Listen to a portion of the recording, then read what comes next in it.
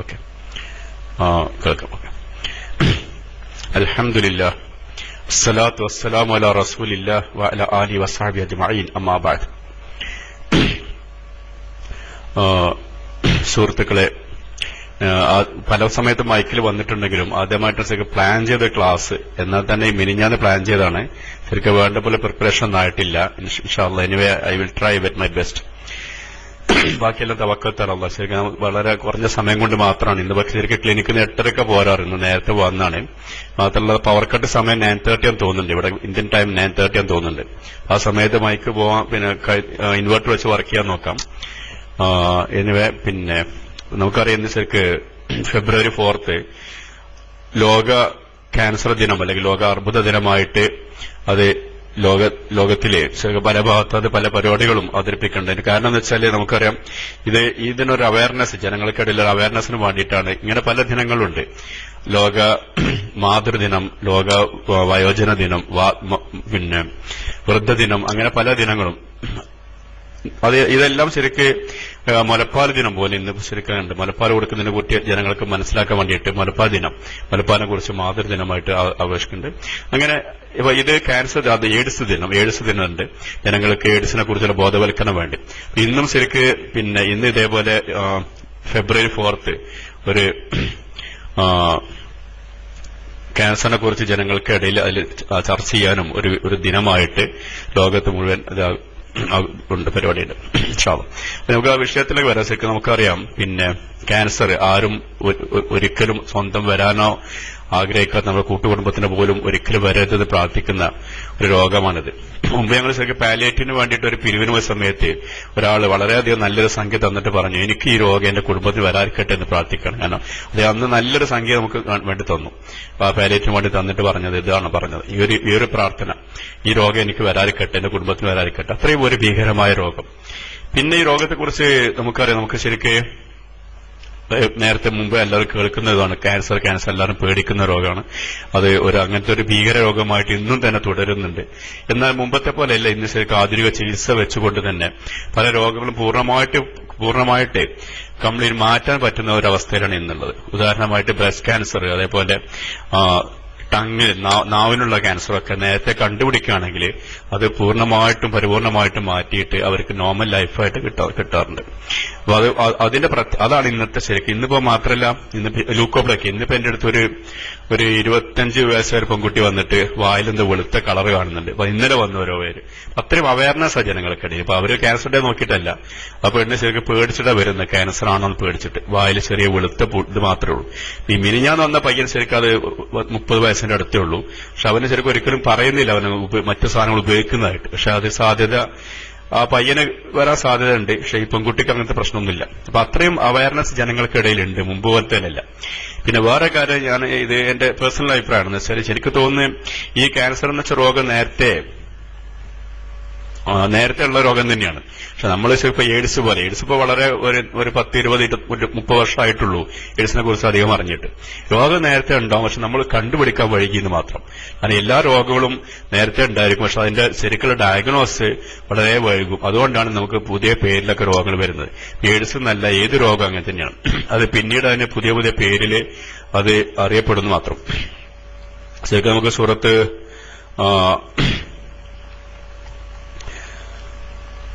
സൂറത്ത് ബനി ഇസ്രായേൽ ഒരു ആയത്ത്, സൂറത്ത് ഇസ്രായേൽ ഒരു ആയത്തുണ്ടല്ലോ, ആ ആയത്തെ ജസ്റ്റ് ടെസ്റ്റ് എടുക്കുന്നത് വയ്ക്കും. ആ ആയത്തിൽ അള്ളാഹു നമുക്ക് നേരത്തെ ഒരു അറിയിപ്പ് തന്നിരിക്കുകയാണ്. സൂറത്ത് ബനി സൂറത്ത് ഇസ്രായേലി ആയത്ത് 75-ാമത്തെ ആയത്ത്. യസ്അലൂനക അൻ റൂഹ് ഖുൽ റൂഹു മിൻ അംരി റബ്ബി വമാ ഊതീതു മിൻ ഇൽമിൻ ഇല്ലാ ഖലീല. ഇതിന്റെ അവസാന ഭാഗം നബി സല്ലല്ലാഹു അലൈഹി വസല്ലം പല യസ്അലൂനക ചോദിക്കുന്നുണ്ട്. അതേപോലെ റൂഹിനെ കുറിച്ച് ജനങ്ങൾ ചോദിച്ചു. റൂഹ് അള്ളാഹുവിന്റെ കാര്യമാണ്, അള്ളാഹുവിന്റെ അടുത്തുള്ള കാര്യമാണ്. വമാ ഊതീതു മിൻ ഇൽമിൻ ഇല്ലാ ഖലീല. മനുഷ്യന്മാർക്ക് അറിവ് വളരെ കുറച്ചേ നൽകിയിട്ടുള്ളൂ. ഇന്നും സ്ഥിതി അത് തന്നെയാണ്. നമുക്ക് ശരിക്ക് പുതിയ ഓരോ രോഗങ്ങൾ കണ്ടുപിടിക്കും. അപ്പോൾ നമുക്ക് അറിയാം മുമ്പത്തെ രോഗം നമുക്ക് അറിയില്ലായിരുന്നു എന്ന്. അപ്പൊ അത് മനുഷ്യന്മാർക്ക് പുതിയ രോഗം കണ്ടുപിടിക്കുന്ന സമയത്ത് മാത്രമാണ് നമുക്ക് മനസ്സിലാവുന്നത് ഈ രോഗത്തിനെ കുറിച്ച് ആദ്യം നമുക്ക് അറിയില്ലായിരുന്നു. അപ്പൊ അതേപോലെയാണ് ഈ ക്യാൻസറിനെ കുറിച്ചും മറ്റുള്ള എയ്ഡ്സ് ആണെങ്കിലും അതെല്ലാം അങ്ങനെ തന്നെ. രോഗം നേരത്തെ ഉണ്ടായിരിക്കും, പക്ഷെ നമ്മളത് രോഗത്തെക്കുറിച്ച് മനസ്സിലാക്കിയതും ചിന്തിച്ചതും പിന്നീടായിരിക്കും മാത്രം. ആ ഒരു മാറ്റം മാത്രം. അപ്പൊ അതുകൊണ്ട് അതിന്റെ ആയത്തിന്റെ തഫ്സീറോടെ അടിച്ചിട്ടുണ്ട്, ആരൊക്കെയാണ് വേണമെങ്കിൽ. ഓക്കെ. പിന്നെ അപ്പോ ക്യാൻസറിനെ കുറിച്ച് പൊതുവെ പറയാനുള്ളതാണ്. ഇനിയിപ്പോ നമുക്ക് ശരിക്കും എങ്ങനെയാണ് ഈ ടെസ്റ്റ് കഴിയുന്നത്ര ഒഴിവാക്കാൻ നന്നായിരിക്കും, അതിന് ശ്രദ്ധ മാറിപ്പോകുന്നുണ്ട്. ഓക്കെ. പിന്നെ അപ്പൊ ക്യാൻസറിനെ കുറിച്ച് നമുക്ക് പറയുകയാണെങ്കിൽ പൊതുവെ പലതായിട്ട് തരംതിരിക്കാൻ പറ്റും ക്യാൻസർ. ഒന്ന് ശരിക്ക് ജന്മനുള്ള ഒരു ക്ലാസിഫിക്കേഷൻ തരംതിരിക്കല് ജന്മനുള്ള ക്യാൻസറും അതേപോലെ അതിന് ശേഷം വരുന്നതും, അല്ലെങ്കിൽ കൺജനിറ്റൽ ആൻഡ് അക്വയർഡ് എന്ന് പറയും. കൺജനിറ്റൽ എന്ന് വെച്ചാൽ കുഞ്ഞ് ജനിക്കുന്ന സമയത്ത് തന്നെ ക്യാൻസറായിട്ട് ജനിക്കുന്ന പിന്നെ കുട്ടികളുണ്ട്. കണ്ണിന് ബാധിക്കുന്ന റെറ്റിനോബ്ലാസ്റ്റോമ, അതേപോലെ കിഡ്നിനെ ബാധിക്കുന്ന നെഫ്രോബ്ലാസ്റ്റോമ, ഇങ്ങനത്തെ ചില രോഗങ്ങൾ നേരത്തെ കുട്ടി ജനിക്കുന്ന സമയത്ത് തന്നെ കുട്ടി ക്യാൻസറായിട്ട് ജനിക്കുന്ന കുട്ടികളുണ്ട്. അതാണ് കൺജനിറ്റൽ. അതല്ലാതെ അതിന് ശേഷം ജനിച്ചതിന് ശേഷം വരുന്ന രോഗങ്ങളാണ് അക്വേർഡ് ഡിസീസ് എന്നാണ്. അപ്പൊ നമ്മൾ സാധാരണ നമ്മൾ കാണുന്നൊക്കെ കൂടുതൽ അതായിരിക്കും. മറ്റേതാ കൊച്ചു പിള്ളേർ തന്നെ അവർ വളരെ യങ് ഏജിൽ തന്നെ, വളരെ ചെറുപ്പത്തിൽ തന്നെ അവര് ഈ ലോകം പിന്നെ വിടാറുണ്ട്. വളരെ ചുരുക്കം കുട്ടികൾ മാത്രമേ രോഗത്തിന് പൂർണ്ണമായി മാറാറുള്ളൂ. ഡോട്ട് വേണ്ട, ഡോട്ടല്ല വന്നോട്ടെ, ഡോട്ടൊന്നും വേണ്ട, ഡോട്ട് വേണ്ട ആവശ്യമില്ല. ടെസ്റ്റ് ശ്രദ്ധിച്ചാൽ മതി ആയിരിക്കും എല്ലാവരും, ഡോട്ടിന്റെ ആവശ്യമില്ല. ഇനിവേ പിന്നെ അപ്പൊ നമുക്ക് ഇതാണ് പൊതുവെ ക്ലാസിഫിക്കേഷൻ. അപ്പൊ ശരിക്കും കൺജനിറ്റൽ ആയിട്ടുള്ള ജന്മനുള്ള ക്യാൻസറും അതിനുശേഷം വരുന്ന ക്യാൻസറും അത് ഒരുവിധം ഒരു ഇതായിട്ട് തരംതിരിക്കാൻ പറ്റുന്നത്. പിന്നെ പൊതുവെ ഈ ക്യാൻസർ നമ്മൾ ഉദ്ദേശിക്കുന്നത്, സാധാരണ ക്യാൻസർ എന്ന് വെച്ചാൽ എല്ലാ ഈ മുഴകൾക്കും നമ്മൾ മെഡിക്കലായിട്ട് പറയുന്ന വാക്കാണ് ട്യൂമർ എന്ന് പറയും.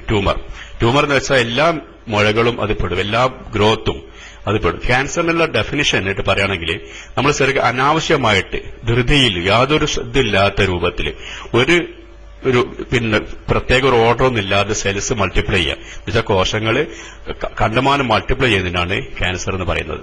അതിന് പല കാരണങ്ങളുണ്ടായിരിക്കാം. അപ്പൊ ഇങ്ങനെ എങ്ങനെ മൾട്ടിപ്ലൈ ചെയ്യണോ അതിന് ട്യൂമർ എന്ന് പറയും. പക്ഷെ ട്യൂമർ എന്ന വാക്ക് രണ്ട് ടൈപ്പ് ഉണ്ട്. അത് രണ്ടിനും ഉപയോഗിക്കും. ട്യൂമർ എന്ന് വെച്ചാൽ ഒരു മുഴ മാത്രമേ ഉള്ളൂ. അത് ശരിക്ക് അധികം പകരാത്ത മറ്റുള്ള ഏരിയകൾക്ക് അത് പകരാത്ത ഒരു ബുദ്ധിമുട്ടില്ലാത്തതാണ്. അതാണ് ശരിക്ക് പിന്നെ മാലിഗ്നന്റ് ട്യൂമറാണ് ശരിക്കും പകരുന്നത്. അല്ലാത്തത് പകരാത്ത ട്യൂമറുണ്ട്. സാധാരണ നമ്മൾ ക്യാൻസർ ഉദ്ദേശിച്ച് മാലിഗ്നന്റ് ആണ്. അത് ഒരു ഭാഗത്ത് വന്നു കഴിഞ്ഞാൽ അത് പല ഭാഗത്തും പകരും. അതല്ലാതെ ബിനൈൻ ട്യൂമേഴ്സ് ഉണ്ട്. ബിനൈൻ ട്യൂമേഴ്സ് അത് ഒരിക്കലും പകരില്ല. അത് സാധാരണ ആ ഒരു അർത്ഥത്തിൽ നോക്കുകയാണെങ്കിൽ ശരിക്കും നമ്മുടെ ശരീരത്തിലുള്ള അരിമ്പാറ ശരിക്കും സാധാരണ നമുക്ക് ആവശ്യമില്ലാത്ത ഒരു ഗ്രോത്ത് ആണ്. അതേപോലെ മറ്റേ ഈ വേറെ ചില ഗ്രോത്തുകൾ പാപ്പിലോമൊക്കെ അങ്ങനത്തെ എല്ലാം ശരിക്കും യാതൊരു ഉപദ്രവവും ഇല്ലാത്ത ചില ആളുകൾ നാവിനും ചുണ്ടിന്റെ ഭാഗത്തൊക്കെ ചെറിയ തടിപ്പുണ്ടാവും. അതൊന്നും ശരിക്കും ക്യാൻസർ അല്ല. അതൊന്നും ക്യാൻസർ തെറ്റിദ്ധരിക്കേണ്ട ആവശ്യമില്ല. പിന്നെ വാർട്ട് അല്ലെങ്കിൽ അരിമ്പാറ അതും ഒരു ഗ്രോത്ത് തന്നെയാണ്. പക്ഷെ അത് ബിനൈൻ ആണ്, അത് ക്യാൻസർ അല്ല. എന്നാൽ ക്യാൻസർ എന്ന് പറയുന്ന മാലിഗ്നന്റ് ട്യൂമർ അത് മാലിഗ്നന്റ് ട്യൂമറാണ്. മറ്റത് ഉപദ്രവമില്ലാത്തത് ബിനൈൻ ട്യൂമറാണ്. ഈ മാലിഗ്നന്റ് ട്യൂമർ നമ്മളെപ്പോഴും ഉദ്ദേശിക്കുന്നത് ക്യാൻസർ എന്ന് പറയുന്നത്. മാലിഗ്നന്റ് ക്യാൻസർ അല്ലെങ്കിൽ മാലിഗ്നന്റ് ട്യൂമർ അത് ഒരു ഭാഗത്ത് വന്നാൽ മറ്റു പല ഭാഗത്തേക്കും അത് പകർന്നുകൊണ്ടിരിക്കും.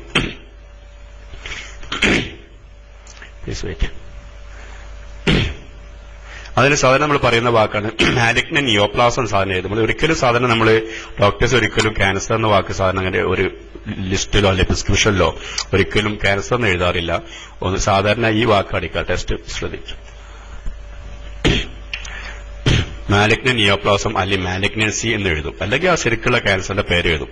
ഇതാണ് സാധാരണ എഴുതാറ്. വല്ലാതെ മറ്റേ ക്യാൻസർ ഒന്നും ഒരിക്കലും ഒരു ഇതിലും എഴുതാറില്ല. മാലിഗ്നന്റ് നിയോപ്ലാസം അല്ലെങ്കിൽ മാലിഗ്നൻസി, അല്ലെങ്കിൽ ഓരോ ടൈപ്പ് ക്യാൻസറിന് ഓരോ പേരുകളുണ്ട്. ആ വാക്കിലാണ് അതറിയപ്പെടുന്നത്. ഇനി പിന്നെ ചില ക്യാൻസർ ഒരു ഭാഗത്ത് വന്ന് നമുക്ക് പെട്ടെന്ന് മനസ്സിലാൻ പറ്റുന്ന ക്യാൻസർ ഉണ്ട്. ഉദാഹരണമായിട്ട് നമുക്ക് നാവിന്റെ ഭാഗത്ത് വന്നാൽ പെട്ടെന്ന് ആൾക്കും പെട്ടെന്ന് മനസ്സിലാക്കാൻ പറ്റും. നാവിന്റെ ഭാഗത്ത് വന്നു കഴിഞ്ഞാൽ ചെറിയൊരു ആദ്യം കളർ മാറ്റോ അല്ലെങ്കിൽ ചെറിയൊരു പുണ്ണ് പോലെ വന്ന് പിന്നീട് അതിന്റെ രൂപം മാറി സാധാ പുണ്ണല്ലാത്ത രൂപത്തിൽ അതിന്റെ സൈഡ് സാധാരണ തൈമോമൊക്കെ. പിന്നെ ഒരു ഉദാഹരണം അടിച്ച് മാലിഗ്നന്റ് തൈമോമ കുറെ മാലിഗ്നൻസ് ഉണ്ട്. തൈമോമ സ്പെല്ലിംഗ് THY ആണ്. എനിവേ തൈമോമ പറഞ്ഞ ശരിക്കും ചെറുപ്പത്തിൽ കാണുന്ന വളരെ ചെറിയ കുട്ടികൾക്ക് നേരത്തെ പറഞ്ഞ കൂട്ടത്തിൽപ്പെട്ട തൈമോമയാണ്. ചെറിയ കൊച്ചു കുട്ടികൾ ജനിക്കുമ്പോൾ തന്നെ നമ്മളെ ചെസ്റ്റിന്റെ ഉള്ളിലൊരു തൈമസ് ഉണ്ട്. അത് ക്യാൻസറായി മാറുന്ന മാലിഗ്നന്റ് തൈമോമ കറക്റ്റ്. പിന്നെ അപ്പൊ അത് അങ്ങനത്തെ ക്യാൻസർ കൊച്ചു പിള്ളേർക്ക് കാണുന്ന ക്യാൻസറാണ്. അപ്പോൾ ഇത് മാലിഗ്നന്റ് ആണ്, പകരും. പിന്നെ അതല്ല പിന്നെ നേരത്തെ പറഞ്ഞ പോലെ നാവുമ്മൽ കാണുന്ന ക്യാൻസർ അത് പെട്ടെന്ന് നമുക്ക് ഐഡന്റിഫൈ ചെയ്യാൻ കഴിയും. അതേപോലെ ബ്രസ്റ്റിൽ സ്ത്രീകൾക്ക് വളരെയധികം ശ്രദ്ധിച്ചു കഴിഞ്ഞാൽ ബ്രസ്റ്റിലുള്ള മുഴകള് അവർക്ക് സ്വന്തം പാൽപേഷൻ അവർ സ്വന്തം തന്നെ കൈകൊണ്ട് തടവി നോക്കിയാൽ ബ്രസ്റ്റിലെ ക്യാൻസർ അവർക്ക് തന്നെ കണ്ടെത്താൻ കഴിയും. അത് ഡോക്ടറെ കാണിച്ച് പെട്ടെന്ന് ഡയഗ്നോസ് ചെയ്യും. അതുകൊണ്ട് തന്നെ ഈ രണ്ട് ക്യാൻസർ നാവുമ്മത്തും അതേപോലെ ബ്രസ്റ്റിലൊക്കെ നേരത്തെ ഡയഗ്നോസ് ചെയ്യും, നേരത്തെ കണ്ടുപിടിക്കും, നേരത്തെ ചികിത്സ ചെയ്യും. അതുകൊണ്ട് തന്നെ അതിന്റെ റിസൾട്ട് നല്ല റിസൾട്ടാണ്. എത്രയോ സ്ത്രീകൾ ബ്രസ്റ്റ് ക്യാൻസർ ഇപ്പൊ ഇന്നലെ സ്ത്രീ വന്നു ബ്രസ്റ്റ് റിമൂവ് ചെയ്ത് ഇന്നലെ വൈകിട്ട് വന്നു റിമൂവ് ചെയ്തവർ നമ്മൾ എത്ര അറിയുന്ന പേരുണ്ട്. ബ്രസ്റ്റ് റിമൂവ് ചെയ്തിട്ട് അവർ പിന്നെ ചിലപ്പോൾ മറ്റേ പ്രശ്നം വരും, എന്നാൽ പോലും ശരിക്കും അവർ അധിക ഭാഗത്തും പകരാതെ അവർ പൂർണ്ണമായ നോർമൽ ലൈഫായിട്ട് ജീവിക്കുന്നത്, സന്തോഷമായിട്ട് ജീവിക്കുന്ന എത്രയുണ്ട്. ഒരു സ്ത്രീ എനിക്കറിയാം 20-25 വർഷമായിട്ട് ഞാൻ ഇടവണ വന്ന മുതലേ ഉണ്ട്, 20 വർഷമായിട്ട് അവർക്ക് യൂട്രസിന് ക്യാൻസർ ആയിരുന്നു, അത് റിമൂവ് ചെയ്തു. വളരെ ഹാപ്പി ലൈഫ്. അവർ അങ്ങനെ ഒരു അസുഖമുള്ളതായിട്ട് തന്നെ അവർക്ക് അറിയില്ല, അത്രയും ഹാപ്പിയാണ് അവർ. അങ്ങനത്തെ ജീവിക്കുന്ന വളരെ ആളുകളുണ്ട്. ഇപ്പൊ നേരത്തെ ഡയഗ്നോസ് ചെയ്താലുള്ള മാറ്റം അതാണ്. അതേപോലെ പിന്നെ യൂട്രസായിട്ട് ഗർഭപാത്രത്തിൽ ബന്ധപ്പെട്ട ഇതാണെങ്കിൽ ബ്ലീഡിങ്ങോ അല്ലെങ്കിൽ വേറെ എന്തെങ്കിലും പെയിൻ ഉണ്ടെങ്കിലും പെട്ടെന്ന് ഡയഗ്നോസ് ചെയ്യും. പക്ഷെ ഇത് ഡയഗ്നോസ് ചെയ്യാത്ത രോഗം കണ്ടുപിടിക്കാത്തതെന്ന് വെച്ചാൽ അത് ചിലപ്പോൾ വെറും പനിയായിട്ട് മാത്രമേ. കൊച്ചു കുട്ടികളായിരിക്കും, വലിയ ആളായിരിക്കും, കുറെ ദിവസം പനി, എല്ലാ ഡോക്ടേഴ്സിനും കാണിക്കും, പനി മാറുന്നില്ല, അങ്ങനെ ബ്ലഡ് ടെസ്റ്റ് ചെയ്യും. ആദ്യത്തെ ബ്ലഡ് റിപ്പോർട്ട് തകരാറുണ്ടായിരിക്കണമെന്നില്ല, പിന്നീടായിരിക്കും ചിലപ്പോൾ ഈ ലുക്കീമിയ ബ്ലഡ് ക്യാൻസറിന്റെ ലക്ഷണം കാണിക്കുന്നത്. അപ്പൊ ആദ്യം വെറും പനി മാത്രമായിരിക്കും, മറ്റേ ഡോക്ടേഴ്സ് ഒന്നും അറിഞ്ഞില്ല, ഇയാൾ മാത്രമേ കണ്ടുപിടിച്ചെന്ന് പറയും. അങ്ങനെയല്ല വാസ്തവം. അത് ബ്ലഡിൽ ആദ്യത്തിൽ അത് തുടക്കത്തിൽ റിപ്പോർട്ടിൽ ബ്ലഡ് കണ്ടോണമെന്നില്ല, പിന്നീടാണ് അല്പം ദിവസം കഴിഞ്ഞാലാണ് ബ്ലഡിൽ ശരിക്ക് അങ്ങനെ ബ്ലഡിൽ സംശയം തോന്നുന്നുണ്ടെങ്കിൽ നമ്മൾ ബോൺമാരോ ടെസ്റ്റ് എന്ന് പറയും.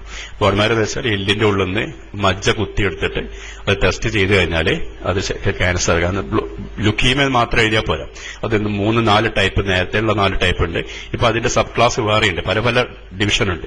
അപ്പൊ അത് ഏത് ടൈപ്പാണ് എന്ന് നോക്കിയിട്ട് മാത്രമല്ല ശരിക്കും അൽഹംദുലില്ലാ ശരിക്കും നമുക്ക് ഇന്ന് ബ്ലഡ് ക്യാൻസർ ശരിക്കും വളരെയധികം ഇംപ്രൂവ്മെന്റ് ചികിത്സയിലുണ്ട്. ബോൺമാരെ മാറ്റിവെക്കലും പല ചികിത്സ വെച്ചിട്ട് അതിന്റെ പൂർണ്ണമായിട്ടും മാറ്റാൻ പറ്റുന്ന അവസ്ഥയിലാണ് ബ്ലഡ് ക്യാൻസർ എന്ന്. ചില ബ്ലഡ് ക്യാൻസർ മാറ്റാൻ പറ്റുന്നില്ലെങ്കിലും കുട്ടികൾക്ക് ഉണ്ടാകുന്ന ബ്ലഡ് ക്യാൻസറൊക്കെ അക്യൂട്ട് ലിംഫാറ്റിക് ലുക്കീമിയ, കുട്ടികൾക്കുണ്ടാകുന്ന ALL എന്ന് പറയും, അക്യൂട്ട് ലിംഫാറ്റിക് ലുക്കീമിയ, ഇതെല്ലാം സാധനം നല്ല റിസൾട്ടോടുകൂടി മാറാറുണ്ട്. ഫോൺ വരുന്നല്ലോ, ജസ്റ്റ് മിനിറ്റ്. പിന്നെ അതെ, അപ്പൊ അത് പൊതുവെയുള്ള റിസൾട്ട് അതാണ്. നേരത്തെ പൊതുവെ എന്ന് പറഞ്ഞത് മാത്രം. ഇനി നമുക്ക് മാലിഗ്നൻസി എന്ന് പറഞ്ഞാൽ കോശങ്ങൾ നമുക്ക് ഇങ്ങനെ ഡെഫിനിഷൻ കൊടുക്കാം: കോശങ്ങളുടെ അനിയന്ത്രിതമായ വളർച്ച എന്നാണ് ശരിക്കും പറയാൻ പറ്റുന്നത്. ഇനി പൊതുവെ എല്ലാ ക്യാൻസറിനെ കുറിച്ച് ഹലോ, ജസ്റ്റ് വെയിറ്റ്, ഒന്ന് ഡോട്ട് ഇട്ടാൽ മതി. ഫോണ് വരുന്നുണ്ട്, സുല്ലിമാര് ഡോട്ട് ഇട്ടാൽ മതി. ഹലോ ഹലോ ഹലോ ഹലോ ഫേബിയ, പിന്നെ വിളിച്ചോ, മൊബൈൽ വിളിച്ചോട്ടോ, മൊബൈൽ വിളിച്ചോ. Hello, okay. മോള് വിളിച്ച ബെല്ലാരിന്ന്. അപ്പൊ നമ്മൾ പറഞ്ഞത് ശരിക്ക് ആകെ മരണത്തിന്റെ 13%, 13% ശരിക്കും ക്യാൻസർ ഡെത്താണ്. ആകെ ടോട്ടൽ ഡെത്തിന്റെ 13%. ഇന്ന് നമുക്കറിയാം ശരിക്കും അതല്ലാത്ത പല കാരണങ്ങളും മരണത്തിനുണ്ട്. ആക്സിഡന്റ് നല്ലൊരു കാരണമാണ് മരണത്തിന്. ഇത് 13% മരണവും ശരിക്കും ക്യാൻസർ ആയിട്ടാണ് റിപ്പോർട്ട് ചെയ്തത്. അതേപോലെ 200-ലധികം ടൈപ്പ് ക്യാൻസർ അറിയപ്പെടുന്നുണ്ട്. അതല്ലാതെ പല ടൈപ്പ് ക്യാൻസർ ഉണ്ട്. 200-ലധികം പേരുകളുള്ള ക്യാൻസർ തന്നെ ഉണ്ട്. അതില് 5 മുതൽ 10% മാത്രമേ ശരിക്കും ഹെറിഡിറ്ററി ആയിട്ടുള്ളൂ. എന്ന് വെച്ചാൽ പാരമ്പര്യമായിട്ടുള്ള ക്യാൻസർ വെറും 5 മുതൽ 10% മാത്രമേ ഉള്ളൂ. ഇനി പൊതുവെ എന്ത് ലക്ഷണങ്ങൾ വെച്ചാൽ ഇത് നമുക്ക് ശരിക്കും ഒരു ക്യാൻസർ രോഗി അല്ലെങ്കിൽ ശരിക്കും ഒരു ക്യാൻസറിലെ ലക്ഷണങ്ങൾ എന്തായിരിക്കും നമുക്ക് പരിശോധിക്കാം. സാധാരണ ഇതിൽ നമ്മൾ ശരിക്കും എപ്പോഴും സസ്പെക്ട് ചെയ്യുന്നത്, എപ്പോഴും ശരിക്കും അങ്ങനെ സംശയിക്കുന്നത്, ഒരാൾക്ക് ഒരു കാരണമില്ലാതെ അദ്ദേഹം വെയിറ്റ് കുറഞ്ഞു വരികയാണ്. ഒരു കാരണം കാണുന്നില്ല. നമ്മൾ ശരിക്കും എല്ലാ ടെസ്റ്റും ചെയ്തു, തൂക്കം കുറഞ്ഞു വരികയാണ്, ഒരു കാരണമില്ല. അങ്ങനത്തെ ഒരു കണ്ടീഷൻ നമുക്ക് എപ്പോഴും ഇത് ശരിക്കും ഈ മാലിഗ്നൻസി നമുക്ക് എവിടെ അറിയില്ല. അതിന് പ്രൈമറി അൺനോൺ എന്ന് പറയും, അൺനോൺ ക്യാൻസർ. പ്രൈമറി ശരിക്കും എവിടെ അറിയില്ല. പക്ഷെ അത് പിന്നെ അൺനോൺ ആണെങ്കിൽ അത് ശരിക്കും നമ്മൾ അത് പിന്നെ ഇങ്ങനെ വെയിറ്റ് ലോസ് ആയിട്ട് പ്രസന്റ് ചെയ്യും. അത് ചില കേസിൽ നേരത്തെ പറഞ്ഞ പോലെ ലുക്കീമിയ ആണെങ്കിൽ ഒരു ഫീവർ മാത്രം, ഫീവർ ഓഫ് അൺനോൺ ഒറിജിൻ അറിയും, PUO എന്നറിയും. ചില കേസിൽ എഴുതിയിരുന്നു PUO, PUO എന്ന് വെച്ചാൽ fever of unknown, pyrexia of unknown origin എന്ന് പറയും. PUO ഏഷ്യയിൽ അല്ലെങ്കിൽ ഇതിലൊക്കെ കടലാസിൽ അങ്ങനെ എഴുതിയിട്ടുണ്ടാവും. PUO എന്ന് എഴുതിയിട്ടുണ്ടാവും. അതിന്റെ അർത്ഥം pyrexia of unknown origin. Just wait. PO, okay.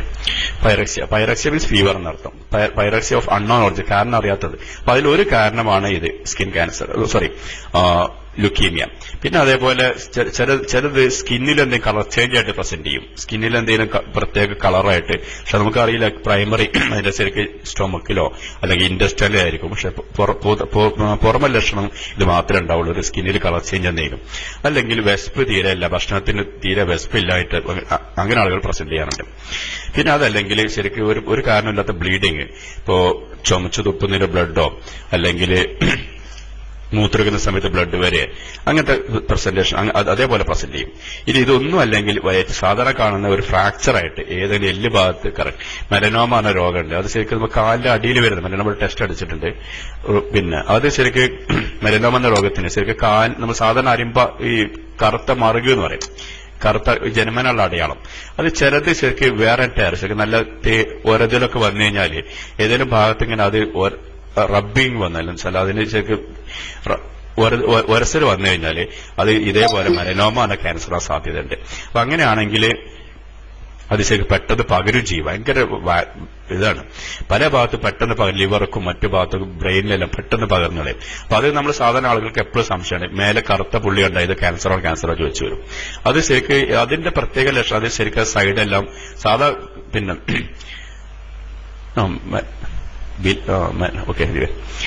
Melanoma സാധാരണ ബിനൈൻ അല്ല മാലിഗ്നന്റ് മെലനോമ പറയുന്നുണ്ട്.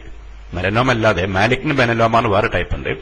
അതാണ് ഉദ്ദേശിച്ചത്. സാധാ മെലനോമ അല്ല. സാധാ മെലനോമ എന്ന് വെച്ചാൽ ശരിക്കും നമ്മൾ ഉദ്ദേശിക്കുന്നത് പിന്നെ സാധാ മെലനോമ പിന്നെ ഈ കറുപ്പ് മാറുക. ബിനൈൻ മാലിഗ്നന്റ് മെലനോമ ആണ്. അത് മാലിഗ്നന്റ് ആയി മാറുന്ന ആ അവസ്ഥയാണ് വിശദീകരിക്കുന്നത്. അപ്പൊ അത് മാലിഗ്നന്റ് ആയി കഴിഞ്ഞാൽ അതിന്റെ ശരിക്കുള്ള രൂപം മാറിയിട്ട് ക്യാൻസറായി മാറിക്കഴിഞ്ഞാൽ അത് ക്യാൻസറായി മാറുന്ന ആദ്യം ചെറുപ്പത്തിൽ കാലിന്റെ അടിയിലോ അല്ലെങ്കിൽ എവിടെയോ ഒരു ഭാഗത്ത് അല്ലെങ്കിൽ മുഖത്തൊക്കെ ചെറിയൊരു കറുത്ത ഇതുണ്ടാവും. അത് അതിന്റെ തടിപ്പ് വന്നിട്ട് അതിന്റെ ശരിക്കുള്ള രൂപം മാറിയിട്ട് അല്ല ടെസ്റ്റ് അടിച്ചോട്ടെ, കുഴപ്പമില്ല. പിന്നെ അനാവശ്യ ടെസ്റ്റ് ഒഴിവാക്കിയാൽ മതി. പിന്നെ അങ്ങനെ രൂപം മാറിയിട്ടാണ് പല ഭാഗത്ത് പറയാം. അത് ശരിക്കും നമുക്ക് ചില സ്ത്രീകളൊക്കെ മുഖത്ത് കാണാം. അത് പിന്നെ തടിച്ച് കറുത്ത ഒരു അരിമ്പാറ മോഡൽ വികൃത രൂപമായി മാറും. എന്നിട്ടാണ് ശരിക്ക് അത് പല ഭാഗത്തും. അപ്പൊ ഇങ്ങനെയാണ് ഇതിന്റെ പ്രസന്റേഷൻ പറയുന്നത്. നേരത്തെ ഒന്നുകൊണ്ട് റിപ്പീറ്റ് ചെയ്യാം. ഒന്ന് വെയിറ്റ് ലോസ് ആയിട്ട്, അല്ലെങ്കിൽ പനിയായിട്ട്, അല്ലെങ്കിൽ സ്കിന്നിൽ കളർ ചേഞ്ച് ആയിട്ട്, അതും അല്ലെങ്കിൽ വെസ്പ് കമ്മിയായിട്ട്, അല്ലെങ്കിൽ ബ്ലീഡിംഗ് ആയിട്ട്, ഇനിയും അതല്ലെങ്കിൽ ഫ്രാക്ചർ ആയിട്ട്, എല്ല് പൊട്ടുന്നതായിട്ട് ചിലപ്പോൾ പ്രസന്റ് ചെയ്യും. ചില കേസ് എല്ല് പൊട്ടുന്ന വെച്ചാൽ ഒരു കാരണമില്ലാതെ ഒരു പെട്ടെന്ന് എല്ലങ്ങ് പൊട്ടിയിരിക്കട്ടെ. അങ്ങനെയാണെങ്കിൽ എല്ല് പൊട്ടിക്കഴിഞ്ഞാൽ നമുക്ക് പിന്നെ ചില സ്ത്രീകൾക്ക് അല്ലെങ്കിൽ ചില വളരെ ചെറുപ്പക്കാർക്ക് തന്നെ ഒരു കാരണം എല്ല് പൊട്ടിയാൽ നമ്മളത് വളരെ ഇൻവെസ്റ്റിഗേഷൻ നടത്തി കഴിഞ്ഞാൽ തൈറോയിഡിലൊക്കെ സാധാരണ അതിൽ പ്രൈമറി കാണാറുണ്ട്. എന്ന് വെച്ചാൽ പ്രൈമറി ക്യാൻസർ തൈറോയിഡിലായിരിക്കും, കഴുത്തിന്റെ ഭാഗത്ത്. എന്നിട്ട് അതിന്റെ സെക്കൻഡറി ഇഫക്റ്റ് എന്ന് വെച്ചാൽ അത് വേറെ ഭാഗത്ത് എല്ലിലേക്ക് പകർന്നിട്ട് ആ എല്ല് പൊട്ടിയതിനു ശേഷം മാത്രമേ നമുക്ക് അറിയാൻ കഴിയുള്ളൂ. കാരണം പ്രൈമറി തൈറോയിഡ് വളരെ ചെറുതായിരിക്കും, ചെറിയൊരു ഫോക്കസ് ആയിരിക്കും. അത് പിന്നെ എല്ലിലേക്ക് പകർന്നിട്ട് എല്ല് പൊട്ടുന്ന സമയത്ത് നമുക്ക് അറിയാൻ പറ്റും ഇത് പിന്നെ ഈ തൈറോയിഡ് ക്യാൻസർ വന്നുകൊണ്ട് പൊട്ടും.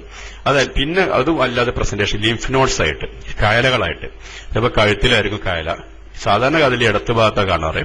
ചില വളരെ ചുരുക്കം ലങ്ങെന്ന് വരികയാണെങ്കിൽ റൈറ്റ് സൈഡിലും കയല വരും. കഴുത്തിന്റെ നമ്മളെ ഷോൾഡർ ബോൺ ഉണ്ട്, ക്ലാവിക്കിൾ എന്ന് പറയും. അതിന് നേരെ മുകളിലായിട്ട് കയല വരും. അപ്പൊ അത് ചിലപ്പോൾ ലിംഫ് നോഡിന്റെ ക്യാൻസർ തന്നെ ആയിരിക്കും, അല്ലെങ്കിൽ വേറെ ഏതെങ്കിലും ഭാഗത്ത് ലങ്സെന്നോ അല്ലെങ്കിൽ വയറിന്റെ ഉള്ളിൽ. ഇപ്പൊ നിങ്ങൾ ശ്രദ്ധിച്ചു നോക്കുന്നത്, സാധാരണ നമ്മളിപ്പോ ഡോക്ടേഴ്സ് ഈ കഴുത്തിന് മേലെ വെറുതെ അങ്ങ് തപ്പി നോക്കും. നമ്മളിതൊക്കെ ഇവരെന്താ ചെയ്യുന്നത്? ശരിക്കും വളരെ ചെറിയ ടെസ്റ്റ് ആണെങ്കിലും ഒരു 50 വയസ്സിന്റെ മേലൊക്കെ ഉള്ള ആളിപ്പോ നിങ്ങൾക്ക് സ്വയം ഒന്ന് വെറുതെ കൈയോടിച്ച് നോക്കിയാൽ മതി. ആ ക്ലാവിക്കിന്റെ മേലുള്ള ചെറിയൊരു കുഴിയുണ്ട് അവിടെ. നമ്മുടെ കഴുത്തും ഷോൾഡർ ജോയിന്റ് എന്ന ഭാഗത്ത്, ഷോൾഡർ എല്ലല്ല, കഴുത്ത് വന്ന് മുട്ടുന്ന ഭാഗത്ത് അവിടെ ചെറിയൊരു കുഴി ഉണ്ടാവും. അപ്പൊ ആ എല്ലിന്റെ മേലെ അവിടെ ചെറിയൊരു ഗ്യാപ്പിൽ ചെറിയൊരു കയല, അത് മാത്രം മതി ശരിക്കും ഒരു രോഗം മനസ്സിലാകാൻ വേണ്ടി. അപ്പൊ ശരിക്കും ചെറിയ തടിപ്പ് അത് ക്യാൻസറാന്ന് തെറ്റിദ്ധരിക്കണ്ട. സാധാരണ ഇതിൽ നല്ല ഹാർഡായിട്ട് നല്ല കുറച്ച് നല്ല ഇപ്പോ ക്രിക്കറ്റ് ബോൾ എന്ന് പറയാം, ക്രിക്കറ്റ് ബോൾ അത്ര കട്ടിയുള്ള അത്ര ബലമുള്ള ശരിക്കും ചില കയലുകൾ, ചെറിയ സോഫ്റ്റ് കയല പ്രശ്നമല്ല. കയല മീൻസ് ലിംഫ് നോഡ്. അപ്പൊ അതല്ലാത്ത കയലകൾ മതി ആ ക്യാൻസർ സ്റ്റൊമക്കുന്നോ വയറിനുള്ളിൽ വരുന്നത്. ശരിക്കും കയല കാണുന്നത് നമ്മൾ കഴുത്തിലാണെങ്കിലും അതിന്റെ പ്രൈമറി ശരിക്കും ഒന്ന് ടെസ്റ്റിസിൽ വരെ ആയിരിക്കും, വൃഷണത്തിലായിരിക്കും, അല്ലെങ്കിൽ ആമാശയത്തിലായിരിക്കും, അല്ലെങ്കിൽ ഇൻഡസ്റ്റൈനിലായിരിക്കും. ഇവിടെ നിന്നെല്ലാം വരുന്ന അതിന്റെ ലിംഫ് വരുന്നത് ഈ കഴുത്തിന്റെ ഭാഗത്തൊക്കെ വരിക. അപ്പൊ അവര് ചെറിയൊരു തടവി നോക്കുന്നത് മാത്രം പോലും ശരിക്ക് ഈ രോഗം മനസ്സിലാക്കാൻ കഴിയും. ഇങ്ങനെയാണ് ഇതിന്റെ ക്യാൻസറിന്റെ പ്രസന്റേഷൻസ്, പല രൂപത്തിലെ പ്രസന്റേഷൻ വരുന്നത്. ഇനി ചില പ്രത്യേക രോഗങ്ങളുടെ അവസ്ഥ എന്താ നോക്കാം. ലങ് ക്യാൻസർ നമുക്ക് നോക്കുകയാണ്. ലങ് ക്യാൻസർ സാധാരണ പ്രസന്റ് ചെയ്യുന്ന ഒരിക്കലും മാറാത്ത കുറെ ദിവസം തുടർച്ചയായിട്ട് നിൽക്കുന്ന ചുമയായിരിക്കും, അല്ലെങ്കിൽ ബ്ലഡ് വൊമിറ്റ് ചെയ്യുന്നതായിരിക്കും, ബ്ലഡ് ചുമച്ച് തുപ്പുന്ന ഹിമോപ്റ്റൈസിസ് എന്ന് പറയും, അല്ലെങ്കിൽ ന്യൂമോണിയ ആയിട്ട് പ്രസന്റ് ചെയ്യാം. ശരിക്കും സാധാരണ ന്യൂമോണിയ ആണെങ്കിൽ പക്ഷെ അവസാനം മനസ്സിലാവും അത് ലങ്സിൽ ക്യാൻസർ ഉണ്ട്. നിൽക്കാതെ ചുമ, തുടർച്ചയായിട്ടുള്ള ചുമ, അല്ലെങ്കിൽ ബ്ലഡ് വൊമിറ്റ് ചെയ്യുക, അല്ലെങ്കിൽ ന്യൂമോണിയ പ്രസന്റ് ചെയ്യും. ഈ ബ്രെയിനിലാണെങ്കിൽ ചിലപ്പോൾ ഒരു ഹെഡേക്ക് ആയിരിക്കും, കുറെ തുടർച്ചയായിട്ട് ഹെഡേക്ക്, ഒരു കാരണമില്ലാത്ത ഹെഡേക്ക്. പ്രത്യേകിച്ച് ചെറുപ്പക്കാരിലൊക്കെ ആണെങ്കിൽ ഒരു കാരണമില്ലാത്ത ഹെഡേക്കാണ്, നമ്മൾ ഒരു മരുന്ന് കഴിച്ചിട്ട് കുറയുന്നില്ല, പ്രത്യേക കാരണമൊന്നുമില്ല. അതിന്റെ കൂടെ ന്യൂറോളജിക്കൽ സിംറ്റംസ് എന്ന് വെച്ചാൽ കണ്ണിന് എന്തെങ്കിലും കാഴ്ചക്ക് ബുദ്ധിമുട്ടുണ്ടെങ്കിൽ ഉടനടി ചെക്കപ്പ് നിർബന്ധമാണ്. കണ്ണിന് എന്തെങ്കിലും പ്രശ്നം, കണ്ണിന് കാഴ്ചക്ക് എന്തെങ്കിലും ബുദ്ധിമുട്ട് പുതുതായിട്ട് വരികയാണെങ്കിൽ നിർബന്ധമായിട്ടും എല്ലാ ചെക്കപ്പും നടത്തിയിട്ട് അദ്ദേഹത്തിന് രോഗമില്ലാന്ന് ഉറപ്പിക്കണം. കണ്ണിന് എന്തെങ്കിലും അല്ലെങ്കിൽ ഒരു ഭാഗത്ത് തരിപ്പോ, സാധാരണ നേരത്തെ മുമ്പത്തെ ക്ലാസ് പറഞ്ഞ ചെറിയ തരിപ്പല്ല ഉദ്ദേശിക്കുന്നത്, ഇതിന്റെ കൂടെയുള്ള തരിപ്പ്, തലവേദന സിവിയർ ഹെഡേക്ക്, അതേപോലെ അതിന്റെ ഒരു ഭാഗത്ത് തരിപ്പോ അല്ലെങ്കിൽ ഒരു ഭാഗത്ത് കുഴച്ചിലോ കയ്യിന് ബലക്കുറവോ ഇങ്ങനെയൊക്കെ വരികയാണെങ്കിൽ, അല്ലെങ്കിൽ ഒരു കാരണത്തെ അപസ്മാരം ശരിക്കും അങ്ങനെ വരികയാണെങ്കിൽ ഈ തലച്ചോറിന് ക്യാൻസർ നമ്മൾ സസ്പെക്ട് ചെയ്യണം. പിന്നെ ഈസോഫാഗസ് ആണെങ്കിൽ ഈസോഫാഗസിൽ നമ്മൾ ശരിക്കും ഭക്ഷണം കഴിക്കുന്ന സമയത്ത് ബുദ്ധിമുട്ട്. ഈസോഫാഗസ് തന്നെ നമ്മൾ വായന്ന് ആമാശയത്തേക്ക് പോകുന്ന ട്യൂബ്, ഈസോഫാഗസ് അന്നനാളം എന്ന് പറയും മലയാളത്തില്. അപ്പൊ ഈസോഫാഗസിന് വായന്റെ ഉള്ളിൽ നിന്ന് വായന്ന് സ്റ്റൊമക്കിലേക്ക് പോകുന്ന ട്യൂബ്, നമ്മുടെ ചെസ്റ്റിന്റെ ബാക്ക് ഭാഗത്തുള്ളത്. ആ ട്യൂബിൽ എവിടെയെങ്കിലും ബ്ലോക്ക് വന്നു കഴിഞ്ഞാൽ, ക്യാൻസർ വന്നു കഴിഞ്ഞാൽ ശരിക്കും ഭക്ഷണം കഴിക്കുന്ന സമയത്ത് വിഴുങ്ങാൻ ബുദ്ധിമുട്ടുണ്ടാവും. അപ്പൊ ആദ്യം ശരിക്ക് വെള്ളം ഇറങ്ങിപ്പോകും, പക്ഷെ ചോറ് ഇറങ്ങിപ്പോലെന്ന് ആളുകൾ പറയാം. വെള്ളം കഴിക്കാൻ പറ്റുന്ന പക്ഷെ ചോറ് അവിടെ തന്നെ കുടുങ്ങാന്ന് പറയും. അത് പ്രത്യേകിച്ച് 50 വയസ്സ് 60 വയസ്സിന്റെ മേലെയുള്ളതാണെങ്കിൽ നമ്മളത് ക്യാൻസർ സസ്പെക്ട് ചെയ്തിട്ട് എൻഡോസ്കോപ്പി ചെയ്തിട്ട് ഈ ആൾക്ക് ക്യാൻസർ ഇല്ലാന്ന് ഏകദേശം ഉറപ്പിക്കേണ്ടി വരും. അല്ലാതെ എൻഡോസ്കോപ്പി വളരെ ബുദ്ധിമുട്ടുള്ള ടെസ്റ്റ് ഒന്നല്ല. ഇന്നത്തെ കാലത്ത് അത് ട്യൂബിട്ട് നോക്കാന്ന് പറയും, അല്ലെങ്കിൽ പിന്നെ ഈസോഫാഗിക് ഗ്യാസ്ട്രോഡുനോസ്കോപ്പി എന്ന് പറയും. അത് ചെയ്തിട്ട് ആ അദ്ദേഹത്തിന് ക്യാൻസർ ഉണ്ട് സസ്പെക്ട് ചെയ്യുകയാണെങ്കിൽ ആ ഭാഗത്തുനിന്ന് ഒരു ചെറിയ കഷ്ണം ടെസ്റ്റ് ചെയ്തെടുത്തിട്ട് അതിന് റിപ്പോർട്ട് വന്നു കഴിഞ്ഞാൽ അത് കഷ്ണം എടുക്കേണ്ട ആവശ്യം, ഇത് പല ടൈപ്പും ഉണ്ട്, ഏത് ടൈപ്പാണെന്ന് അറിയാൻ വേണ്ടിയിട്ടാണ്. അത് സ്ക്വാമസ് സെല്ലാണോ അതോ വേറെ ടൈപ്പാണോ അതോ അതെല്ലാം മനസ്സിലാക്കാനും അത് എത്രമാത്രം ഇതുണ്ട് അതിന് ഗൗരവം മനസ്സിലാക്കാനൊക്കെ ടെസ്റ്റ് ഉപയോഗിക്കും. അപ്പൊ അങ്ങനെ ഈസോഫാഗസ് നമുക്ക് മനസ്സിലാവും. അതിന്റെ കൂടെ തന്നെ സ്റ്റൊമക്കിന്റെ ഉള്ളിലാണെങ്കിലും ഇതേ സിംറ്റം തന്നെ, പക്ഷെ ആ വയറുവേദന അല്ലെങ്കിൽ ബ്ലഡ് വൊമിറ്റ് ചെയ്യുക, അതും അല്ലെങ്കിൽ വയറ്റിന് കറുപ്പ് കളറിൽ പോവുക. ശരിക്ക് ടാർ റോഡിൽ ഉപയോഗിക്കുന്ന ടാറ് അതിന്റെ അതേ കളറിൽ പിന്നെ മരം പുറത്തു പോവുകയാണെങ്കിൽ അത് എന്തോ കാരണം മിക്കവാറും വയറിൽ എവിടെയോ ബ്ലീഡിംഗ് ഉണ്ടെന്ന് ഉറപ്പാണ്.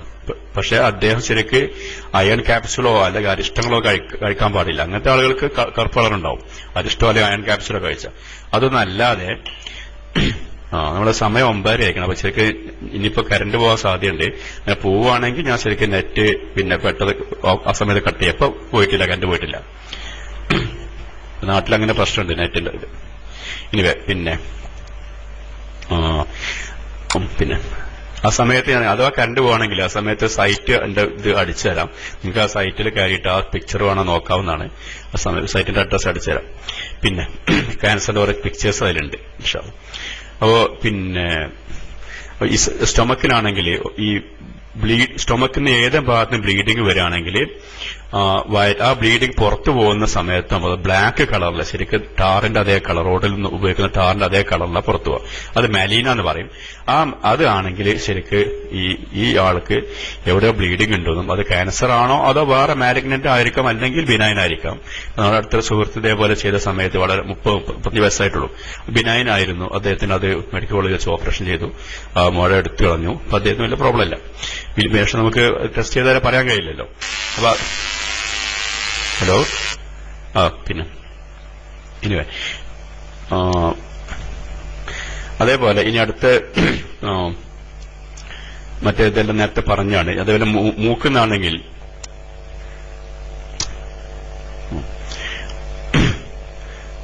മൂക്കുന്നാണെങ്കിൽ മൂക്കിന് ബ്ലീഡിങ്, അത് സാധാരണ ഇതിലെ മൂക്കിന് ബ്ലീഡിങ് വളരെ വളരെ ഇത് മാത്രമേ ശരിക്ക് പാത്തോളജിക്കൽ ആവാൻ സാധ്യതയുള്ളൂ. ഒരു കാരണമില്ല മൂക്കിന് ബ്ലീഡിംഗ് വരും. അത് ചിലപ്പോൾ വേറെ പല അസുഖത്തിന്റെ ലക്ഷണമായിരിക്കാം. ഈവൻ ലുക്കീമിയ വരെ ശരിക്ക് ബ്ലീഡിംഗ് ആയിട്ട് പ്രസന്റ് ചെയ്യും. നമ്മൾ ബ്ലഡ് ടെസ്റ്റ് ചെയ്താൽ പെട്ടെന്ന് മനസ്സിലാവും ചെയ്യും. മാത്രമല്ല മൂക്കിനുള്ളിൽ നോക്കിക്കഴിഞ്ഞാൽ തന്നെ രോഗം ഉണ്ടെങ്കിൽ മനസ്സിലാവും. എക്സ്റേ അല്ലെങ്കിൽ പിന്നെ അതിന്റെ മാത്രം മൂക്കിന് മാത്രം എൻഡോസ്കോപ്പി ഉണ്ട്. ആ എൻഡോസ്കോപ്പി വെച്ചിട്ട് മെഷീൻ വെച്ചിട്ട് നോക്കിക്കഴിഞ്ഞാൽ ക്യാൻസർ പെട്ടെന്ന് ഡിറ്റക്ട് ചെയ്യും. ഇനി സംശയം തോന്നിക്കഴിഞ്ഞാൽ അത് ശരിക്ക് അതിനെന്തെങ്കിലും ലക്ഷണം ഉണ്ടെങ്കിൽ ഒരു CT സ്കാനോ അല്ല MRI ചെയ്ത് കഴിഞ്ഞാൽ മൂക്കിനുള്ളിലെ ക്യാൻസർ പെട്ടെന്ന് മനസ്സിലാക്കാൻ കഴിയും. അതൊന്നും മിസ് ചെയ്യാൻ സാധ്യമല്ല. പിന്നെ അതിന് കൂടെ ശരിക്ക് ബ്രെയിൻ നേരത്തെ പറഞ്ഞു.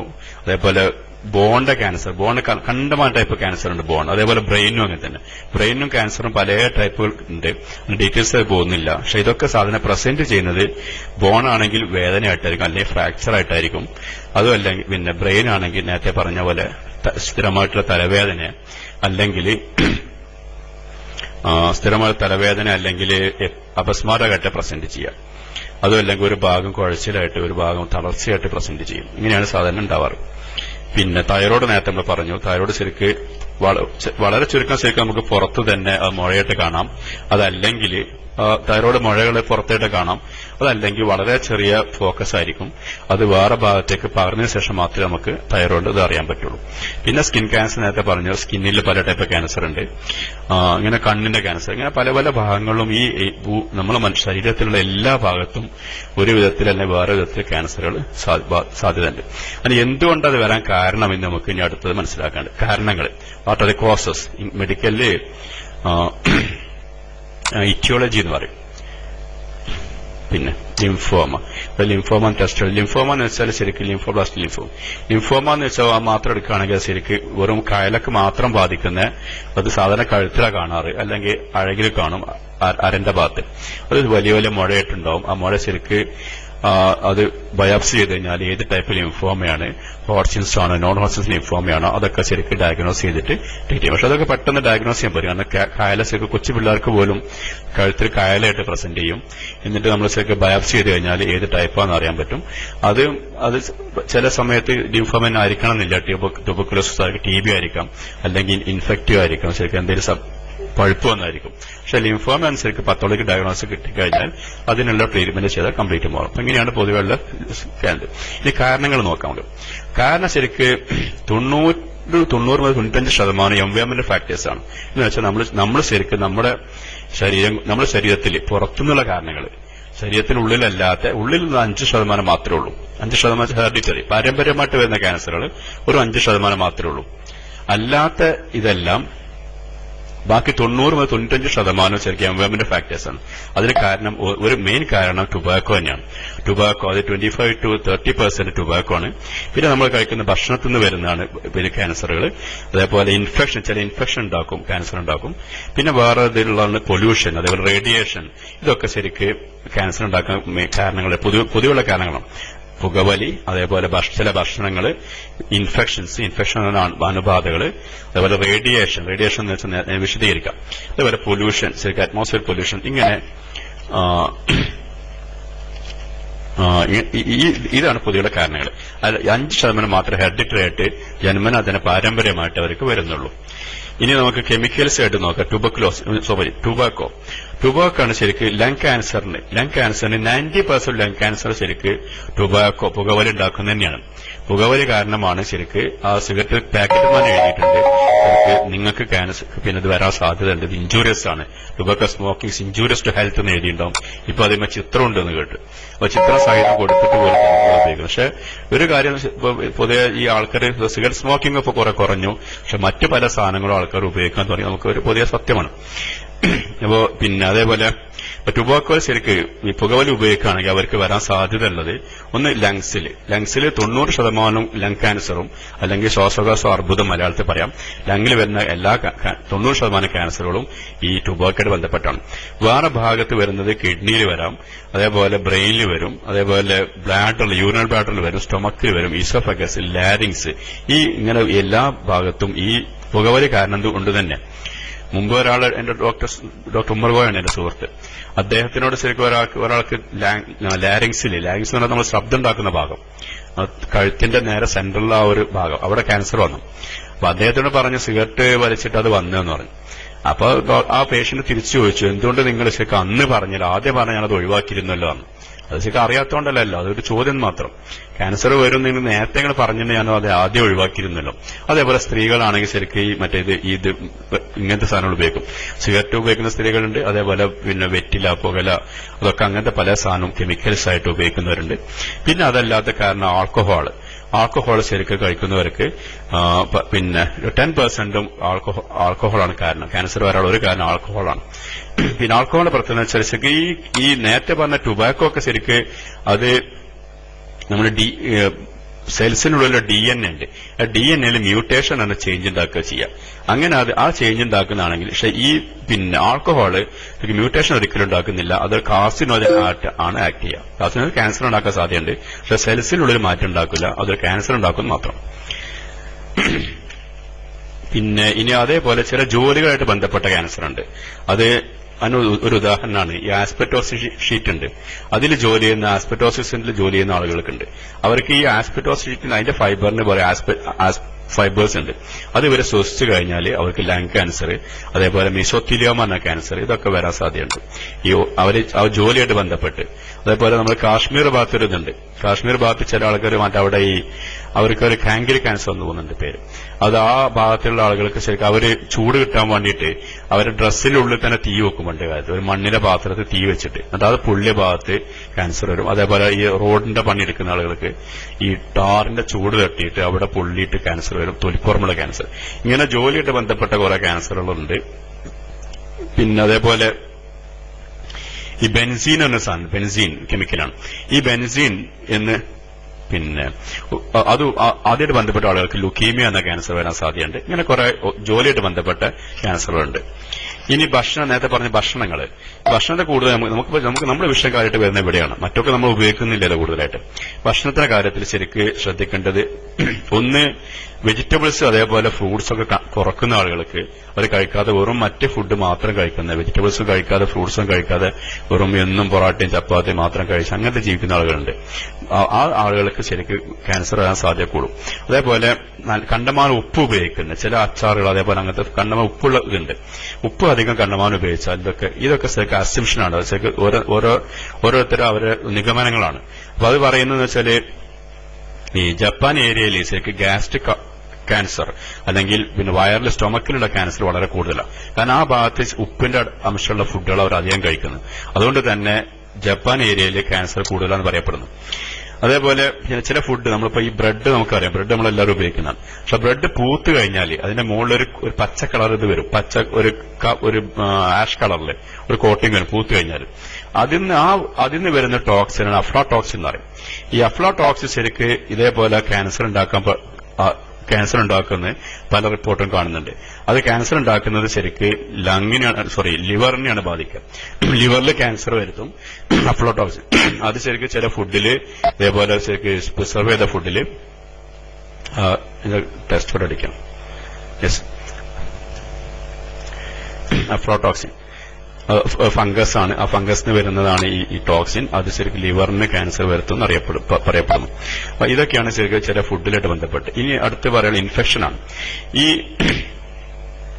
ഇൻഫെക്ഷൻസ് പൊതുവെ നമ്മൾ പറയുന്നത് വൈറസ്, അതേപോലെ ചില വൈറസുകൾ ക്യാൻസർ ഉണ്ടാക്കുന്നുണ്ട്, അതായത് ബാക്ടീരിയ ക്യാൻസർ ഉണ്ടാക്കുന്നുണ്ട്, അതേപോലെ ചില പാരസൈറ്റ്സ് ക്യാൻസർ ഉണ്ടാക്കുന്നുണ്ട്.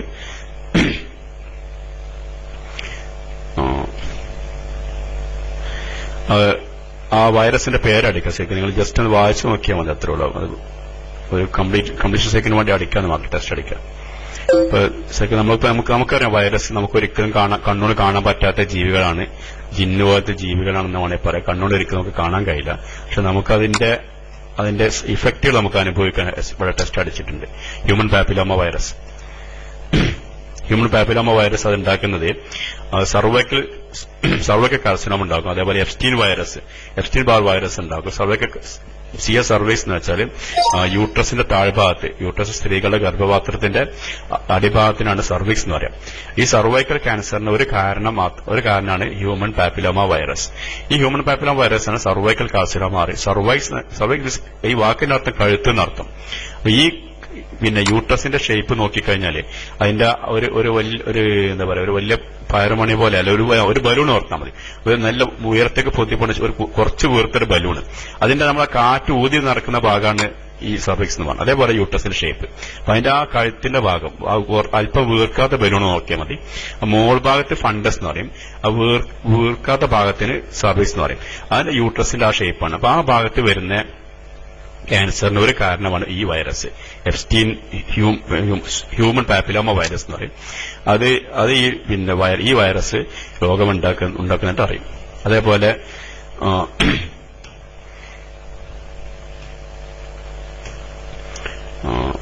വേറെ അതിന്റെ കൂടെ നേരത്തെ വേറെ ഒരു എപ്സ്റ്റീൻ ബാർ വൈറസ് ഒരു വൈറസ് ഉണ്ട്. അതും ഇതേപോലെ വേറെ ക്യാൻസർ ഉണ്ടാക്കും. അതിന്റെ പേരാണ് ഇത് ടെസ്റ്റ് അടിച്ചത്.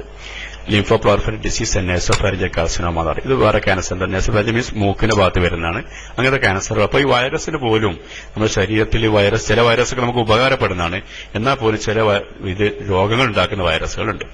അതേപോലെ ചില ബാക്ടീരിയകൾ രോഗം ഉണ്ടാക്കും. അതിന് നമുക്ക് ശരിക്കും എൻഡോസ്കോപ്പി ചെയ്യുന്ന സമയത്ത് റിപ്പോർട്ടിൽ എല്ലാവരും വായിച്ചൊരു പേരാണത്. എൻഡോസ്കോപ്പിൽ ഇപ്പൊ ശരിക്കും വയറിന്റെ സ്റ്റൊമക്കിന് എൻഡോസ്കോപ്പി ചെയ്യുകയാണെങ്കിൽ അതിന്റെ കൂടെ ഈ പേര് കൊണ്ട് നിങ്ങൾ എപ്പോഴും കാണാനുണ്ടാവും.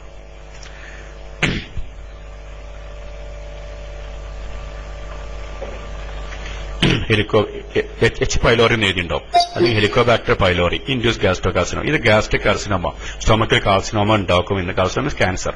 ക്യാൻസറിന്റെ വേറെ പേരാണ് കാർസിനോമ അല്ലെങ്കിൽ മാലിഗ്നൻസി നേരത്തെ പറഞ്ഞു. ഹെലിക്കോബാക്ടർ പൈലോറി എന്ന ആ ബാക്ടീരിയന്റെ പേര്. ഈ ബാക്ടീരിയ ശരിക്കും സ്റ്റൊമക്കിനുള്ളിൽ വളരുന്നതാണ്. അതിന്റെ ആ വളർച്ച അവിടെ ശരിക്കും ഇങ്ങനെ ഒരു ക്യാൻസറിന് ഒരു കാരണമായിട്ട്. ഇതൊക്കെ ഈ അടുത്ത കാലത്ത് ഒരു ഏകദേശം ഒരു 10-15 വർഷമായിട്ട് ഉള്ള, മുമ്പ് ഞങ്ങൾ പഠിച്ച കാലത്തൊന്നും ഇല്ല. ഇപ്പോഴാണ് ഇതെല്ലാം വരുന്നത്. അത് നേരത്തെ പറഞ്ഞ ടെസ്റ്റ് ആ ആഴ്ചകളൊന്ന് ഓർത്ത് നോക്കൂ. ശരിക്കും ഈ 15 വർഷം മുമ്പുള്ള ഈ ഒരു വിവരം കൃത്യമായിട്ട് എനിക്കറിയില്ല. ഞങ്ങൾ പഠിച്ച കാലത്ത് ഈ വിവരമില്ല. പിന്നീട് ഇത് എന്നാ വന്നത് കൃത്യമായിട്ട് അറിയില്ല. എന്നാലും ശരി, ഇതിനെക്കുറിച്ചുള്ള അറിവ് നമുക്ക് നേരത്തെ ഉണ്ടായിരുന്നില്ല. വളരെ അടുത്ത കാലത്ത് മാത്രമാണ് ഇങ്ങനെ ഒരു ബാക്ടീരിയ രോഗം ഉണ്ടാക്കുന്നതായിട്ട് നമുക്ക് അറിവ് കിട്ടിയത്. അപ്പൊ മനുഷ്യന്റെ അറിവ് എത്രമാത്രം പരിമിതമാണ് നിങ്ങൾ ഓർത്ത് നോക്ക്. നേരത്തെ ഫസ്റ്റിൽ അടിച്ച ആയത്തൊന്നുകൂടി ഇപ്പൊ പുതിയതായിട്ട് വന്ന ആളുകൾക്ക് വേണ്ടി ടെസ്റ്റ് അടിക്കാം. സൂറത്ത് ബനി ഇസ്രായേൽ ആയത്ത് യസ്അലുനക അൻ റൂഹ് കുൽ റൂഹ് മിൻ അംരി റബ്ബി വമാ ഉതീതു മിൻ ഇൽമിൻ ഇല്ലാ ഖലീല.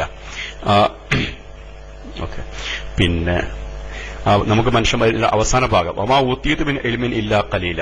മനുഷ്യന്മാർക്ക് നിങ്ങൾക്ക് വളരെ കുറഞ്ഞ അറിവ് മാത്രമേ അള്ളാഹു നൽകിയിട്ടുള്ളൂ.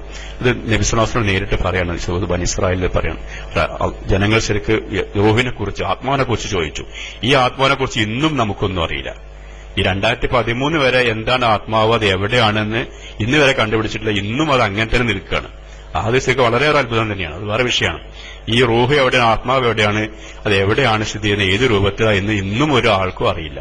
ആ ആയത്ത് ഇപ്പോഴും അങ്ങനെ തന്നെ നിൽക്കുക, ആ വാസ്തവം ഇന്നും അങ്ങനെ തന്നെ നിൽക്കണം. അപ്പൊ അതുകൊണ്ട് തന്നെ ഇപ്പൊ ഈ ഹെലിക്കോബാക്ടർ പൈലോറി, എച്ച് പൈലോറി എന്ന ഈ ബാക്ടീരിയയാണ് ഒരു ക്യാൻസറിന് ഒരു കാരണമായിട്ട് പറയപ്പെടുന്നത്. പിന്നെ ചില പാരസൈറ്റ്സ് രോഗങ്ങൾ ഉണ്ടാക്കുന്നതായിട്ട് അറിയാം. അതേപോലെ ഇനി അടുത്തുള്ള റേഡിയേഷനാണ്. റേഡിയേഷൻ നമുക്കറിയാം ശരിക്ക്, പിന്നെ റേഡിയേഷൻ എന്ന് വെച്ചാല് ശരിക്കും നമ്മൾ ചികിത്സക്ക് വേണ്ടി ഉപയോഗിക്കുന്ന റേഡിയേഷൻ അല്ല. അതല്ലാതെ ശരിക്ക് നമ്മുടെ ഈ നോർമലായിട്ട് അല്ലെങ്കിൽ പിന്നെ സൺലൈറ്റ് എന്ന് വരുന്ന റേഡിയേഷൻ ഉണ്ട്. അത് 2 ടൈപ്പ് റേഡിയേഷൻ പറയാറുണ്ട്. Ionising and non ionizing radiation എന്ന് പറയും. അപ്പൊ അതിൽ ചില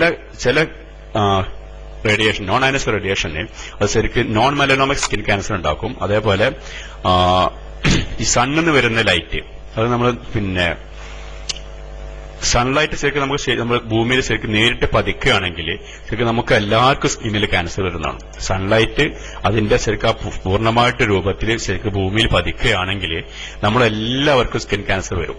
അത് വരാതിരിക്കാൻ വേണ്ടിയിട്ട് അള്ളാഹു ഇതെല്ലാം ശരിക്കും മുൻകൂട്ടി അറിയുന്ന അള്ളാഹു ശരിക്ക് ഭൂമിന്റെ മേലെ ഒരു ഓസോൺ ലെയർ എന്ന് പറയും, ഓസോൺ അംബർല ശരിക്കും നമുക്ക് ഒരു വെച്ചിട്ടുണ്ട്. അത് കാരണം ശരിക്ക് നമുക്ക് ഈ ഭൂമിയിലേക്ക് നമ്മുടെ ശരീരത്തിന് സ്കിൻ ക്യാൻസർ വരാനുള്ള സാധ്യതയുള്ള എല്ലാ ആ രശ്മികളും അവിടെ തടഞ്ഞു വെച്ചിട്ട് അതല്ലാത്ത നമുക്ക് ഉപകാരമുള്ള രശ്മികൾ മാത്രമാണ് ശരിക്കും ഭൂമിയിലേക്ക് വരുന്നത്. നിങ്ങൾ ഓർത്തു നോക്കുക. ശരിക്കും അള്ളാഹു ശുക്ർ ചെയ്യണ്ടേ? പക്ഷെ മനുഷ്യന്മാർ എന്ത് ചെയ്തു? നമ്മൾ ശരിക്കും അതല്ലാത്ത നമ്മൾ ഉപയോഗിക്കുന്ന ഫ്രിഡ്ജ്, അതേപോലെ ഫ്രിഡ്ജിൽ നിന്ന് ഒരു ഗ്യാസ് CFC എന്ന് പറഞ്ഞൊരു ഗ്യാസ് വരുന്നുണ്ട്. മുമ്പത്തെ ഫ്രിഡ്ജ് ഇപ്പോഴത്തെ ഫ്രിഡ്ജിലെല്ലാം അതില്ല. അതേപോലെ AC ഇതിന്നെല്ലാം ശരിക്കും ഒരു ഗ്യാസ് വരുന്നുണ്ട് CFC. ഈ CFC ഗ്യാസ് ശരിക്കും പൊങ്ങിപ്പോയിട്ട് പിന്നെ അതേപോലെ വേറെ ആഴത്തിൽ വരുന്നുണ്ട് ശരിക്കും പിന്നെ ഒരു മേൽക്കുരമായിട്ട് ഈ ഒരു മേൽക്കുരാണ് ശരിക്കും നമുക്കുള്ളത്. ഈ മേൽക്കുര ശരിക്കും എഫുദെന്ന് ഉദ്ദേശിച്ചിട്ട് ഒരു വേറെ വെക്കുന്നുണ്ട്. ഒരു നമുക്കൊരു ഒസോൺ ലെയർ. ആ ഒരു ഒസോൺ ലെയർ ഉള്ളതുകൊണ്ട് നമ്മുടെ ശരീരത്തിന് പിന്നെ ക്യാൻസർ ഉണ്ടാക്കാൻ സാധ്യതയുള്ള രശ്മികൾ അവിടെ തടഞ്ഞു വെച്ചാണ്.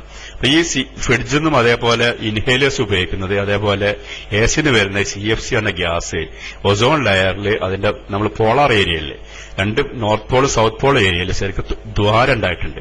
അത് കാരണം തന്നെ അവിടുന്ന് ശരിക്ക് ഈ ലൈറ്റ് ശരിക്കും ഭൂമിയിൽ വരികയും അവിടെയുള്ള ശരിക്ക് വെള്ളത്തിൻ്റെതൊക്കെ ഉരുകിയിട്ട്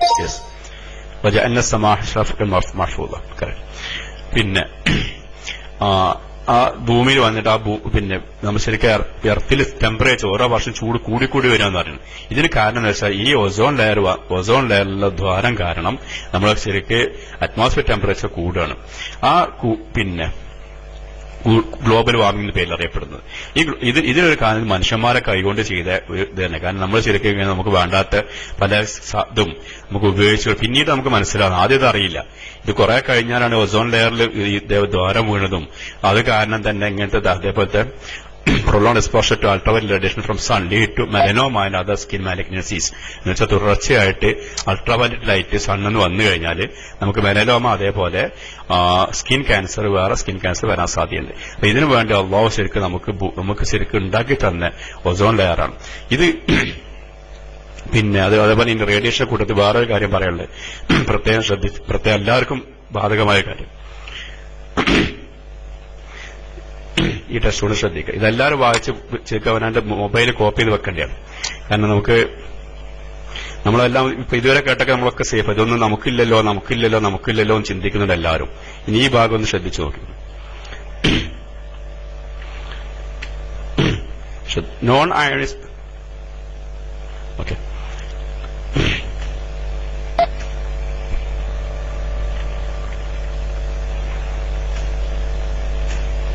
Non-ionizing radio frequency radiation from mobile phones, electric power transmission and other similar sources have declared possible carcinogen by WHO. എന്ന് വെച്ചാൽ ശരിക്കും മൊബൈൽ ഫോണിൽ നിന്ന് വരുന്ന നോൺ അയണൈസിംഗ് റേഡിയേഷൻ നമ്മൾ ശരിക്കും മൊബൈൽ ഫോൺ ഉപയോഗിക്കുന്ന സമയത്ത് നമ്മൾ ശരിക്കും തുടർച്ചയായിട്ട് സാധനം കാണാതെന്ന് വെച്ചാൽ നമ്മളിപ്പോ പെരിന്തൽമണ്ണ ഒരു കേസ് ഉണ്ടായിരുന്നു, റിപ്പോർട്ട് ചെയ്തിരുന്നു. അദ്ദേഹം ഒരു കുട്ടി ഗൾഫിൽ ജോലി ചെയ്യുന്നതാണ്. അവിടെ ജോലി തന്നെ മൊബൈൽ ഫോൺ റിപ്പയർ ചെയ്യുന്നതാണ്. അപ്പൊ ആ കുട്ടി എന്താ ചെയ്യുന്നത് വെച്ചാൽ ഏത് സമയത്ത് ഫുൾ ടൈം ഒരു മൊബൈൽ ഫോൺ റിപ്പയർ ചെയ്യുന്ന സമയത്ത് മറ്റേ ഫോൺ ചെവിയിലുണ്ടാവും. ഒരു ഫോൺ ചെവിയിൽ ഒരു ഫോൺ റിപ്പയർ ചെയ്യും. തുടർച്ചയായിട്ട് ഫോൺ ഉപയോഗിച്ചു. അങ്ങനെ തലവേദന വന്നു, അങ്ങനെ സ്കാൻ ചെയ്തു. ആ ഫോൺ വെക്കുന്ന അതേ ടെമ്പറൽ ഭാഗത്ത് ഒരു ക്യാൻസർ റിപ്പോർട്ട് ചെയ്തു. അത് ശരിക്കും ഇന്ത്യയിലും റിപ്പോർട്ട് ചെയ്തിട്ടുണ്ട്. പിന്നെ ഒരു കുട്ടിക്ക് അതേപോലെ കണ്ടിട്ടുണ്ട്. ഒരു വളരെ ചെറുപ്പക്കാരനാണ്. ഒരു കാരണം ഇത് മാത്രമേ ഉള്ളൂ, പിന്നെ മൊബൈൽ ഫോണിന്റെ വന്ന റേഡിയേഷൻ. അപ്പൊ അത് ശരിക്ക് കഴിയുന്നത്ര ഉപയോഗിക്കാതിരിക്കുക. നമുക്ക് തന്നെ അറിയാം ശരിക്കും ചെവിയിൽ വെച്ച് കഴിഞ്ഞാൽ ചൂട് വരും. ആ ചൂട് തന്നെയാണ് റേഡിയേഷൻ കാരണം. അതേപോലെ അത് നമ്മളെ ശരിക്കും ബ്രെയിന് ബാധിക്കും, വരാൻ സാധ്യതയുണ്ട്. അത് നമ്മൾ ശരിക്കും നമ്മുടെ കൈകൊണ്ട് തന്നെ രോഗങ്ങൾ വരുത്തുകയാണ്. വേറെ ടെസ്റ്റ് നോക്കും. ഇതേപോലത്തെ രോഗങ്ങൾ ശരിക്കും നമുക്ക് ഇപ്പോ പിന്നെ കുറെ രോഗങ്ങൾ, അതേപോലെ നേരത്തെ ഭക്ഷണത്തെ കൂടെ ചില ഒന്ന് രണ്ട് കാര്യം പറയാൻ വിട്ടുപോയി. പറയാം, ശരിക്കും നമ്മുടെ ഭക്ഷണത്തിൽ ഒന്ന് ഉപ്പിന്റെ കാര്യം പറഞ്ഞു. അതേപോലെ എണ്ണന്റെ കാര്യം. എണ്ണ ശരിക്കും നമ്മൾ സാധാരണഗതിയിൽ പിന്നെ ഈ ഫാസ്റ്റ് ഫുഡില്ല, അവർ ശരിക്കും ആ എണ്ണ വീണ്ടും ചൂടാക്കി ഉപയോഗിക്കുന്ന സമയത്ത് ആ കാർസിനോജൻ എണ്ണ ക്യാൻസർ ഉണ്ടാക്കാൻ സാധ്യതയുള്ള ആ ഭാഗം അതിൽ നിന്ന് പുറത്തു വരികയും അങ്ങനെ ശരിക്ക് ക്യാൻസർ വരാൻ സാധ്യതയുണ്ട്. എന്ന് വെച്ചാൽ എണ്ണ വീണ്ടും ചൂടാക്കി കഴിഞ്ഞാൽ ഇപ്പൊ ചില വീട്ടിലൊക്കെ മാംസം വാങ്ങിക്കഴിഞ്ഞാൽ അത് വീണ്ടും വേവിക്കും. അങ്ങനെ തന്നെ ആ പിന്നെ വേവിക്കുകയാണെങ്കിൽ അത് ശരിക്കും ആ എണ്ണന്റെ അത് പിന്നെ കാൻസറോജൻസ് പുറത്തു വന്നിട്ട് അത് കാരണം തന്നെ ക്യാൻസർ ഉണ്ടാകാൻ സാധ്യതയുണ്ട്. അപ്പൊ നമ്മൾ ശരിക്കും ഇങ്ങനത്തെ ചില നിസ്സാര കാര്യങ്ങൾ, അതേപോലെ പിന്നെ ഫെർട്ടിലൈസേഴ്സ്, ചില പിന്നെ കൃഷിക്ക് ഉപയോഗിക്കുന്ന രാസവളങ്ങൾ, അതേപോലെ പിന്നെ ഇൻസെക്ടിസൈഡ്സ്, ഇതൊക്കെ ശരിക്കും അറിയപ്പെടുന്നതാണ് ക്യാൻസർ ഉണ്ടാക്കാൻ സാധ്യതയായിട്ട്. ഇതെല്ലാം ശരിക്കും ഇങ്ങനെ പല കാരണങ്ങളുണ്ട്. അപ്പോ നമ്മൾ തുടക്കത്തിൽ പറഞ്ഞ പോലെ ഇതില് വെറും 5% മാത്രമേ നമ്മൾ ശരിക്ക് ഹെറിഡിറ്ററി ആയിട്ട് അല്ലെങ്കിൽ പാരമ്പര്യമായിട്ട് വന്നിട്ടുള്ളൂ. മറ്റുള്ള എല്ലാം ശരിക്കും മനുഷ്യന്മാരെ കൈകൊണ്ടുണ്ടാക്കി തന്നെയാണ്. അതുകൊണ്ട് നിങ്ങൾ ഈ ആയത്ത് ശ്രദ്ധിച്ചു നോക്കൂ. സൂറത്ത് ബക്കറയിലെ ആയത്താണ്.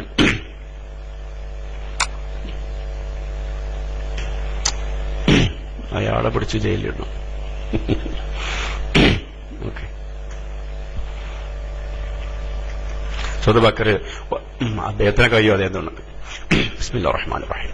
വലാ തുൽഖൂ ബിഅയ്ദീകും ഇലാ തുഹ്ലിക വഅഹ്സിനു ഇന്നല്ലാഹ യുഹിബ്ബുൽ മുഹ്സിനീൻ. അതൊക്കെ സൂറത്ത് ബക്കറയിൽ 195-ാമത്തെ ആയത്ത്. വലാ തുൽഖൂ ബിഅയ്ദീകും ഇലാ തുഹ്ലിക, നിങ്ങളെ സ്വന്തം കൈകളെ നാശത്തിലേക്ക് വിടരുത്.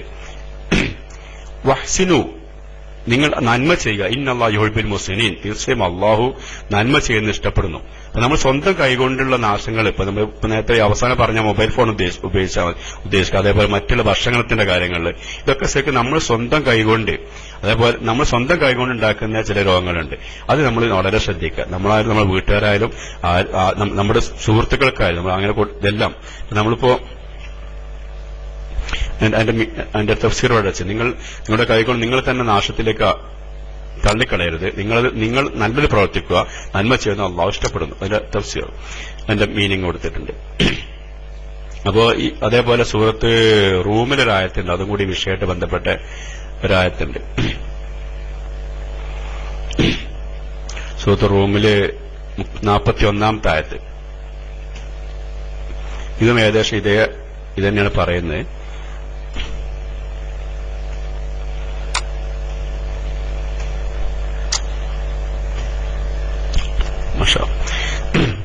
അതിന്റെ സൂറത്ത് റൂമിൽ 41-ാമത്തെ ആയത്ത്. ളഹറൽ ഫസാദ് ഫിൽ ബർരി വൽ ബഹരി ബിമാ കസബത് ഐദിൻ നാസ് ലിയുദീഖുഹും ബഅദല്ലദീ അമിലൂ ലഅല്ലഹും യർജിഊൻ. ളഹറൽ ഫസാദ് ഫിൽ ബർരി വൽ ബഹരി, ശരിക്കും കരയിലും അതേപോലെ കടലിലും ഒക്കെ ശരിക്കും ഫസാദ് പൊട്ടിപ്പുറപ്പെട്ടു. ബിമാ കസബത് ഐദിൻ നാസ്, ജനങ്ങളുടെ കൈകൾ പ്രവർത്തിച്ചത് കാരണം. ലിയുദീഖുഹും ബഅദല്ലദീ അമിലൂ, അവർ പ്രവർത്തിച്ചതിന്റെ അതിന്റെ പരിണത ഫലം അവർ അനുഭവിക്കാൻ വേണ്ടി. ലഅല്ലഹും യർജിഊൻ, അവർ മടങ്ങിയേക്കാം എന്നാണ് അതിന്റെ നേരെ അർത്ഥം. അപ്പൊ അത് മനുഷ്യന്മാർ ശരിക്കും സ്വന്തം കൈകൊണ്ട് ചെയ്തത്. നമ്മൾ നേരത്തെ പറഞ്ഞവർ പലതും ഈ നമുക്കറിയാം, കുറച്ചു മുമ്പുള്ള ഒരു ജപ്പാനിലാന്ന് തോന്നുന്നുണ്ട്, അവിടെ ശരിക്കും ഒരു ഇതുണ്ടായി, ഭൂകമ്പമുണ്ടായി. ആ സമയത്ത് അവിടെ മെയിൻ ചർച്ച ആളുകൾ മരിക്കുന്നതിനെ കുറിച്ചല്ല ചർച്ച, അവിടെ ആണവ റിയാക്ടറിൽ വന്ന ആ ഒരു ഇതായിരുന്നു മെയിൻ ചർച്ച ഉണ്ടായിരുന്നത്. അവിടെ ആണവ റിയാക്ടറിന് വന്നിട്ട് ആ ജനങ്ങൾക്ക് എത്രമാത്രം ക്യാൻസർ വരും. അതായത് ഹിറോഷിമ നമുക്ക് അറിയുന്ന കാര്യമാണ്, കുറെ വർഷങ്ങൾക്ക് മുമ്പുള്ള സംഭവിച്ചത്. ഇന്നും അതിന്റെ ആ ഭവിഷ്യത്തിൽ ഇന്നും ജനങ്ങൾ അനുഭവിച്ചുകൊണ്ടിരിക്കുകയാണ്. അതൊക്കെ ഈ വകുപ്പിൽ പെടുന്നതാണ്. ജനങ്ങളുടെ ശരിക്ക് അതിന്റെ മീനിങ് കൊടുത്തിട്ടുണ്ട്.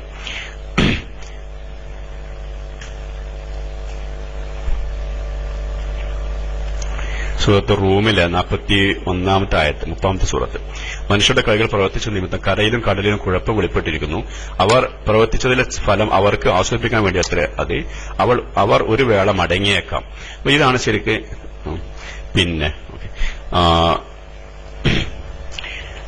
ഇപ്പൊ ഈ വിഷയമായിട്ട് ബന്ധപ്പെട്ട 2-3 ആയത്തിൽ ശ്രദ്ധിച്ചത്. അപ്പൊ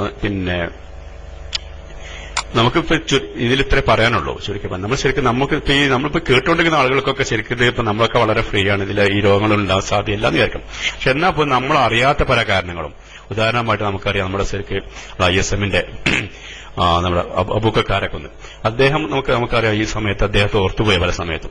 നമുക്കറിയാം അദ്ദേഹം ഈ പറഞ്ഞതൊന്നും ചെയ്തിട്ടുണ്ടാവില്ല. എന്നാൽ എന്തുകൊണ്ട് അദ്ദേഹത്തിന് രോഗം വന്നു അത് നമുക്ക് അറിയില്ല, എന്തുകൊണ്ട് വന്നതെന്ന്. അതേപോലെ കുറെ ആളുകൾ നിങ്ങൾക്കെല്ലാം അറിയുന്ന ആളുകൾ പലതും ഉണ്ടാവും. എന്തുകൊണ്ട് കൊച്ചു കുട്ടികൾക്ക് പോലും അവർ ഈ പറഞ്ഞതൊന്നും ചെയ്തിട്ടില്ല. അപ്പൊ അതിന് കാരണങ്ങൾ എന്നും ശരിക്കും അറിയില്ല, അജ്ഞാതമാണ്, എന്തുകൊണ്ട് ക്യാൻസർ വന്നതെന്ന്. അപ്പൊ പിന്നെ നമുക്ക് ഒന്ന് മാത്രമേ ചെയ്യാനുള്ളൂ, പ്രാർത്ഥിക്കുക. ഈ പ്രാർത്ഥന അല്ലാതെ നമുക്ക് ശരിക്കും ആ പ്രാർത്ഥന ഫലം ചെയ്യും. അതല്ലാതെ വേറൊരു മാർഗ്ഗമില്ല. ഈ രോഗം വരാതിരിക്കട്ടെ എന്ന് പ്രാർത്ഥിക്കുക. നമ്മുടെ സുഹൃത്തുക്കൾക്ക്, നമ്മുടെ കുടുംബക്കാർ ആർക്കും വരാതിരിക്കട്ടെ എന്ന് പ്രാർത്ഥിച്ചുകൊണ്ട് മൈക്ക് വിടുന്നു. അസ്സലാമു അലൈക്കും വറഹ്മത്തുള്ളാഹി.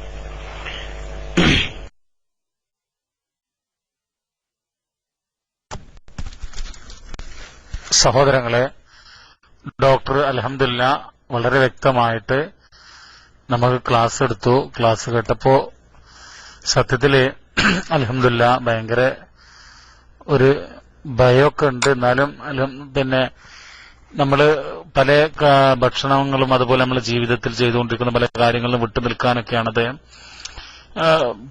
പറഞ്ഞത്. പൊല്യൂഷൻ ആവട്ടെ, അതല്ലെങ്കിൽ ആൽക്കഹോൾ, അതുപോലെ പുകവലി, അതുപോലെ ഒരുപാട് കാര്യങ്ങൾ അദ്ദേഹം പറയുണ്ടായി. ഏതായിരുന്നാലും ചോദ്യങ്ങൾ ചോദിക്കാനുള്ള അവസരമാണ് ഇനി.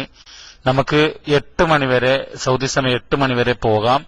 എന്ന് പറഞ്ഞാൽ ഇനി 35 മിനിറ്റ് കൂടെ ഉണ്ട്. അപ്പൊ അതുവരെ ചോദ്യോത്തരങ്ങളായിട്ട് പോകാൻ 8 മണിക്ക് ഇൻഷാ അല്ലാഹ് തജ്വീദ് പഠന പരിശീലന ക്ലാസ് ഉണ്ട്. ഈ ചോദ്യം ചോദിക്കുന്ന ആളുകൾ റിപ്പീറ്റേഷൻ ഇല്ലാതെ ചോദിക്കാൻ വേണ്ടി ശ്രദ്ധിക്കുക. ഡോക്ടർ നാട്ടിൽ നിന്നാണ്. ഡോക്ടർക്ക് അല്ലാഹു തആല അർഹമായ പ്രതിഫലം നൽകട്ടെ. ആമീൻ. ഓരോ ആളുകളായിട്ട് മൈക്കിന് ചാടാതെ ക്യൂ ആയിട്ട് നിൽക്കുക. അസ്സലാമു അലൈക്കും വറഹ്മത്തുള്ളാഹി.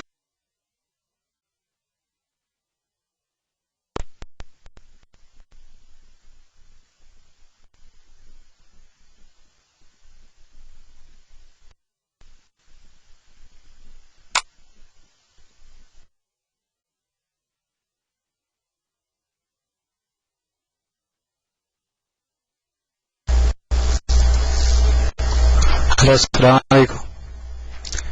കേൾക്കുന്നുണ്ടോ? ഹലോ ഡോക്ടർ, എനിക്ക് ചോദിക്കാനുള്ളതെന്ന് പറഞ്ഞിട്ടുണ്ടെങ്കിൽ, ഞാന് ഭക്ഷണം ഇവിടെ ഉണ്ടാക്കിയിട്ട് പറഞ്ഞിട്ടുണ്ട് ഒരു ആഴ്ചക്കുള്ള ഭക്ഷണമാണ് ഉണ്ടാക്കി വെക്കുന്നത്. പക്ഷെ ഞാനത് ചൂടാക്കുന്നതെന്ന് പറഞ്ഞിട്ടുണ്ടെങ്കിൽ വേറെ പാത്രത്തിൽ വെള്ളം വെച്ചിട്ട് പറഞ്ഞാൽ അതിൽ വെച്ചിട്ടാണ് ചൂടാക്കിയിട്ടാണ് ഞാൻ കഴിക്കുന്നത്. അതിന്റെ പേരിൽ വല്ല ഇത് ദോഷം വരുന്നുണ്ടോ എന്നുള്ളത്. കാരണം എന്ന് പറഞ്ഞിട്ടുണ്ട്, നിങ്ങൾ പറഞ്ഞിപ്പോ ചൂടാക്കുന്ന നേരത്തെ ഞാൻ വെള്ളത്തിൽ വെച്ചിട്ട് തിളപ്പിച്ചിട്ടാണ് ചൂടാക്കുന്നത്. അത് കഴിക്കുന്നതുകൊണ്ട് വല്ല ദോഷമുണ്ടോ? കാരണം വെച്ചാൽ ഞാനിവിടെ ചെറിയൊരു പണിയിലാകുമ്പോ എന്ന് പറഞ്ഞിട്ടുണ്ട് നമുക്ക് അതിനൊന്നും സൗകര്യം ഇല്ലാത്തതുകൊണ്ടാണ് ഒരാഴ്ചക്കുള്ള കറി എന്ന് പറഞ്ഞാൽ വെള്ളിയാഴ്ച വെച്ചിട്ടുണ്ട് വരുന്ന വ്യാഴ്ച വരെ എന്ന് പറഞ്ഞിട്ടുണ്ട് കഴിക്കുന്നതാണ്. അപ്പൊ അതുകൊണ്ട് വല്ല ഇതൊന്നും ദോഷം വരുന്നുണ്ടെങ്കിലും ഒന്ന് പറഞ്ഞു തരണം. അസ്സലാമു അലൈക്കും. ഹലോ, വലൈക്കും അസ്സലാം വറഹ്മത്തുള്ളാഹി. സാറിന് അലവി സാഹിബ് അങ്ങനെ മൈക്കിൽ അങ്ങനെ വരാറില്ല. മറ്റേ ഇതിനും മറ്റേ തജ്വീദ് ക്ലാസ് ഉണ്ടല്ലോ. ശരിക്ക് പിന്നെ ഇപ്പം അരമണിക്കൂർ മാത്രമേ ഉള്ളൂ, ശ്രമിക്കാം. നമ്മൾ അലവി സാഹിബിന്റെ ചോദ്യം ശരിക്ക് റിപ്പീറ്റ് ചെയ്യുന്നില്ല. ചോദ്യം വളരെ ക്ലിയർ ആണ്. അപ്പൊ ശരിക്ക് ഞാൻ നേരത്തെ മുമ്പ് 1-2 ആളുകൾ പറഞ്ഞു കേട്ടിട്ടുണ്ട് ഇതേപോലെ ഭക്ഷണം ശരിക്കും ഗൾഫിൽ എങ്ങനെയാണെന്നും ഇതൊക്കെ ഒന്നിച്ച് ഫ്രിഡ്ജിൽ ഉണ്ടാക്കി വെക്കുന്നതാണ്. പക്ഷെ അതിൽ മെയിൻ പ്രശ്നം എന്ന് വെച്ചാല് ഒന്ന് ഫ്രിഡ്ജ് കേരളത്തിലാണ് ഇപ്പൊ പ്രശ്നം. അപ്പൊ കറണ്ട് ഇല്ല. നമുക്ക് ശരിക്കും അൽഹംദുലില്ലാഹ് ഒരു പ്രശ്നം ഉണ്ടായില്ല. ഈ കറണ്ട് വരാൻ 2-3 മിനിറ്റേ ഉള്ളൂ. അപ്പോ അവിടെ കറണ്ട് പോയില്ല, ഫ്രിഡ്ജ് ശരിക്കും വർക്ക് ചെയ്യുന്നുണ്ടെങ്കിൽ വലിയ പ്രശ്നമല്ല. ഈ വിഷയം ക്ലിയർ ആണ്. പക്ഷെ അത് പിന്നെ ക്യാൻസറായിട്ട് ബന്ധപ്പെട്ട് എന്താ പറയണമെന്ന് വെച്ചാല് ശരിക്കും അത് ഈ ഒരു എണ്ണയിലുണ്ടാക്കിയ ഫുഡ് വീണ്ടും ചൂടാക്കി ഉപയോഗിക്കുന്നതാണ് പ്രശ്നം. നമ്മളിപ്പോ നിങ്ങൾ ബിരിയാണി അല്ലെങ്കിൽ വേറെ എന്ത് എണ്ണയിലുണ്ടാക്കിയ ഫുഡാണ്, സാധാ കറിയാണെങ്കിൽ പ്രോബ്ലം ഉണ്ടാവും ഇല്ലാന്ന് വിചാരിക്കാം. അതിന്റെ തെളിവ് നിങ്ങൾ ഇത്ര ഉപയോഗിക്കുന്നുണ്ടല്ലോ. പക്ഷെ നമ്മൾ കേരളത്തിലെ പൊതുവെ അതിന് ആവശ്യം വരുന്നില്ല. ചില വീടുകൾ അങ്ങനെ ചെയ്യുന്നുണ്ടായിരിക്കാം. എന്നാലും ശരി, പിന്നെ ഈ പ്രിപ്പയർ ചെയ്ത ഫുഡ് അത് അതിന്റെ ഒരു ഭാഗം ഞാൻ നേരത്തെ മുമ്പ് വായിച്ചൊന്ന് ശ്രദ്ധിക്കാം. ഒന്ന് റിപ്പീറ്റ് ചെയ്യാം. മുമ്പ് അല്ല ഒന്ന് പറഞ്ഞുതരാം. സാധാരണ ഫ്രിഡ്ജിൽ വെക്കുന്നതിന് മുമ്പായിട്ട് സാധാരണയില്ലേ അത് അറിയാത്ത ഒരു സ്ത്രീകളിൽ നമ്മൾ ഹഫ്സ കാണുന്നില്ല. ഇനി നിങ്ങൾ വീട്ടിൽ ഭാര്യയ്ക്ക് പറഞ്ഞു കൊടുക്കാലോ. സാധാരണ ഫ്രിഡ്ജിൽ വെക്കുന്നതിന് മുമ്പായിട്ട് ഏത് ഫുഡാണെങ്കിലും തണുക്കണം. തണുത്തിന് ശേഷം മാത്രമേ ഫ്രിഡ്ജിൽ വെക്കാൻ പാടുള്ളൂ. മാത്രമല്ല ഒരിക്കലും അത് ഫ്രിഡ്ജ് തുറന്നിടാനേ പാടില്ല. തുറന്നിട്ട് കഴിഞ്ഞാൽ ആ സമയത്ത് ബാക്ടീരിയ അതിൽ വളരാൻ സാധ്യതയുണ്ട്. അതുകൊണ്ട് തന്നെ രോഗം വരാനും അത് ഫുഡ് പോയ്സൺ വരാൻ സാധ്യതയുണ്ട്. പക്ഷെ ക്യാൻസറായിട്ട് ബന്ധപ്പെട്ട് പറയുകയാണെങ്കിൽ ആ ഫുഡ് ശരിക്ക് പിന്നെ എണ്ണയിലുണ്ടാക്കിയ ഫുഡ് വീണ്ടും ചൂടാക്കി ഉപയോഗിക്കുന്നത് ഒഴിവാക്കേണ്ടത് തന്നെയാണ്. അത് ക്യാൻസർ വരുമോ അല്ലേ അല്ലാഹു അഅലം. മൈക്ക് വിടുന്നു. അസ്സലാമു അലൈക്കും. അസ്സലാമു അലൈക്കും വറഹ്മത്തുള്ളാഹി വബറകാതുഹു. സുഹൃത്തുക്കളെ, സോറി, നേരത്തെ മൈക്ക് എടുത്തപ്പോൾ സൗണ്ട് ഇല്ലാത്തതുകൊണ്ട് ചാടിയതാണ്, ക്ഷമിക്കുക. ഏതായാലും ഇത്തരം ക്ലാസ് എടുത്തു തന്ന അഷറഫ് സാഹിബിന്, ഡോക്ടർ അഷറഫ് സാഹിബിന് നമ്മൾ ക്ലാസ് റൂമിന്റെ പേര് നന്ദി പറയാണ്. ഡോക്ടർ, എന്റെ സംശയം എന്ന് വെച്ചാൽ പിന്നെ എന്റെ വൈഫ് ഒരു കുറച്ച് 2-3 മാസങ്ങൾക്ക് മുമ്പ് പെട്ടെന്നൊരു ഭാഗം തളർന്ന പോലെ ആകുകയും കണ്ണിന്റെ കാഴ്ചയൊക്കെ അല്പം മങ്ങുകയൊക്കെ ചെയ്തു. കുറച്ച് പിന്നെ ബേജാറൊക്കെ ആയിരുന്നു. പക്ഷെ അത് ഡോക്ടറെ അടുത്തൊക്കെ കാണിച്ചപ്പോൾ പറഞ്ഞത് അതുവരെ ഒരു ഇത്തരം മൈഗ്രെയിന്റെ പ്രശ്നമാണ് എന്നാണ് പറഞ്ഞത്.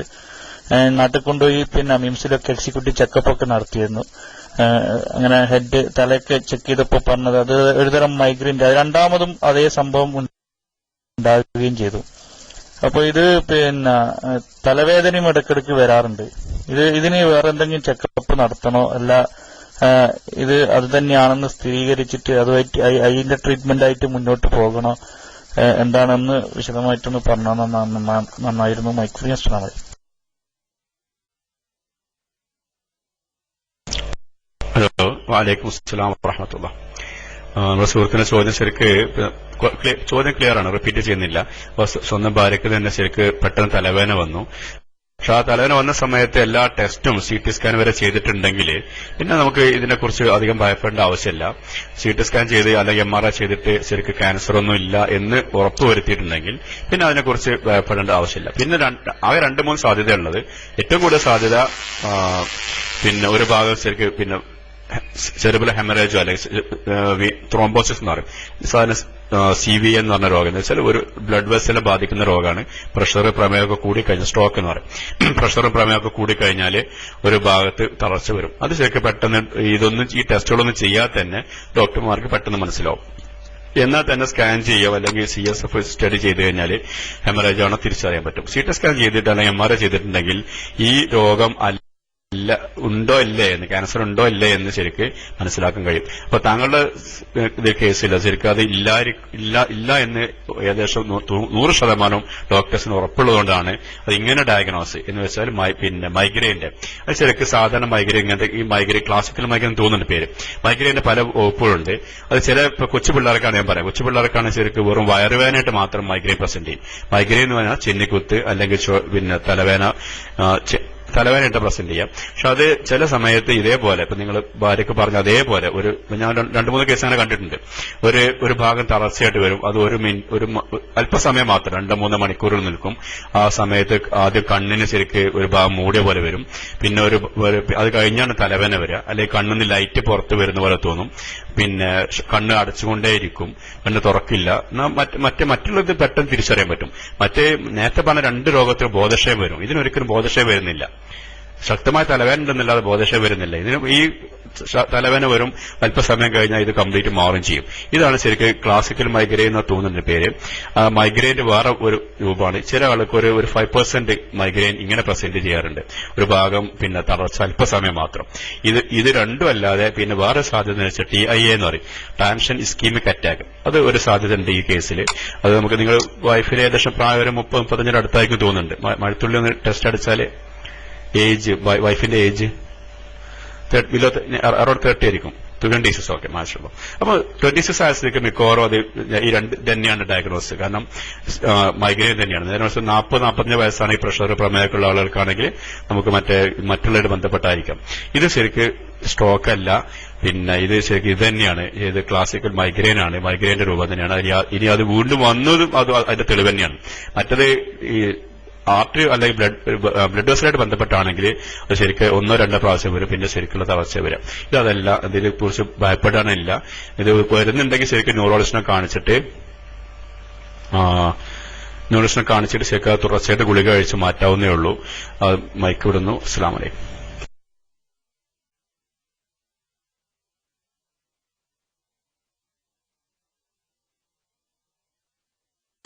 അസ്സലാമു അലൈക്കും.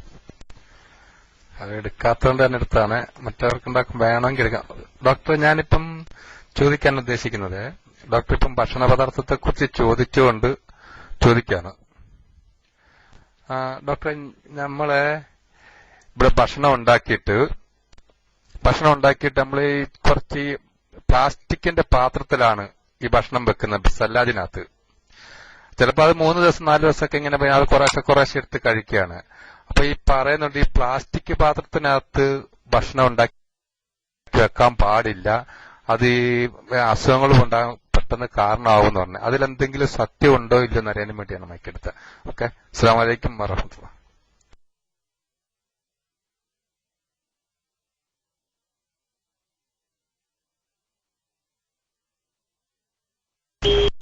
ഹലോ, വഅലൈക്കും അസ്സലാം വറഹ്മത്തുള്ളാഹി.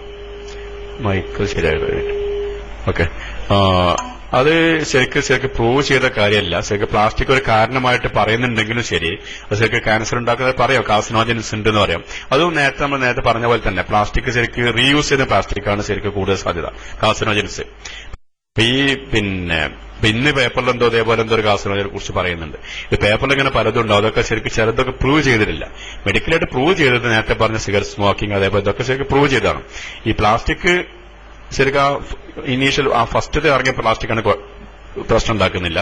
പക്ഷെ സാധാരണ റീസൈക്ലിംഗ് പ്ലാസ്റ്റിക് അവരത് നമ്മൾ ഒഴിവാക്കിയ പ്ലാസ്റ്റിക് എല്ലാം പൊറുക്കി കൊണ്ടുപോയി അവരൊരുക്കി. ഇപ്പൊ ഗൾഫിൽ അതുണ്ടാവും എനിക്കറിയില്ല. Sound okay, sound clear. ഗൾഫിലൊക്കെ ശരിക്കും ഉണ്ടാവുന്ന എനിക്കറിയില്ല. ഏതായാലും ഈ ഭാഗത്തൊക്കെ നമ്മൾ ശരിക്കും പഴയ പ്ലാസ്റ്റിക് ഒക്കെ പൊറുക്കി കൊണ്ടുപോയിട്ട് അവരത് വീണ്ടും ഒരുക്കി വേറെ പാത്രങ്ങൾ ഉണ്ടാക്കുകയാണെങ്കിൽ ഉണ്ടെന്ന് എഴുതുന്നത്. അപ്പൊ അവിടെയുണ്ട് ദരിദ്രവാസികള്. പിന്നെ എനിവേ പിന്നെ അതേപോലത്തെ അങ്ങനെ വീണ്ടും റീയൂസ് ചെയ്യുന്ന പ്ലാസ്റ്റിക്കിനാണ് ഇങ്ങനത്തെ ക്യാൻസറുകളൊക്കെ വരാൻ ഉണ്ടെങ്കിൽ തന്നെ സാധ്യതയുള്ളൂ. അപ്പൊ നമുക്കത് പ്ലാസ്റ്റിക് വാങ്ങുമ്പോൾ വാട്ടർ ബോട്ടിൽ വാങ്ങുന്ന പോലും അതിന്റെ അടിയിൽ നമ്പർ ഉണ്ടാവും. നമ്പർ 1 വാട്ടർ ബോട്ടിൽ വാങ്ങിക്കണം. അതിന്റെ അടിയിൽ ഒരു 3 ഇതിനുള്ളിൽ നമ്പർ ഇട്ടുണ്ടാവും. ഇത് വാങ്ങിച്ചിട്ട് ആ നമ്പർ നോക്കി വാങ്ങിക്കുകയാണെങ്കിൽ ഇതുപോലത്തെ പ്രശ്നം ഉണ്ടാവില്ല. എനിവേ ബാക്കി വിടുന്നു. അസ്സലാമു അലൈക്കും.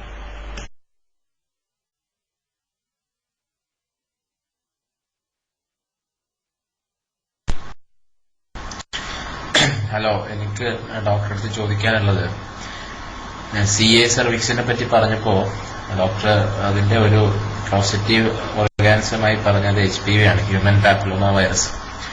ഇപ്പോ നമ്മുടെ ലേറ്റസ്റ്റ് ഇന്ത്യൻ അക്കാദമി ഓഫ് പീഡിയാട്രിക്സിന്റെ റെക്കമെൻഡേഷൻസ് അനുസരിച്ച്, വാക്സിനേഷൻ കമ്മിറ്റിയുടെ റെക്കമെൻഡേഷൻ അനുസരിച്ച് ഹ്യൂമൻ പാപ്പിലോമ വൈറസിനെതിരെ HPV വാക്സിൻ കൊടുക്കണം എന്നൊക്കെ ഒരു സർക്കിളിൽ വന്ന് കണ്ടിട്ടുണ്ട്.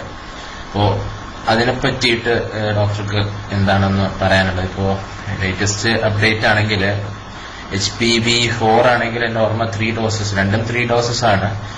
ഫീമെയിൽസിൽ അപ് ടു, അതായത് 9 ഇയേഴ്സിന് മുകളിലുള്ള കുട്ടികൾക്ക് കൊടുക്കണം എന്നാണ് ഇപ്പോ IAP റെക്കമെൻഡേഷൻ വന്നിരിക്കുന്നത്. അപ്പോ അതിനെ പറ്റിയിട്ട് ഡോക്ടർക്ക് കൂടുതലായിട്ട് കാര്യങ്ങൾ അറിയാമെങ്കിൽ ഒന്ന് പറഞ്ഞാൽ നന്നായിരുന്നു. ഞാൻ മൈക്ക് റിലീസ് ചെയ്യുന്നു.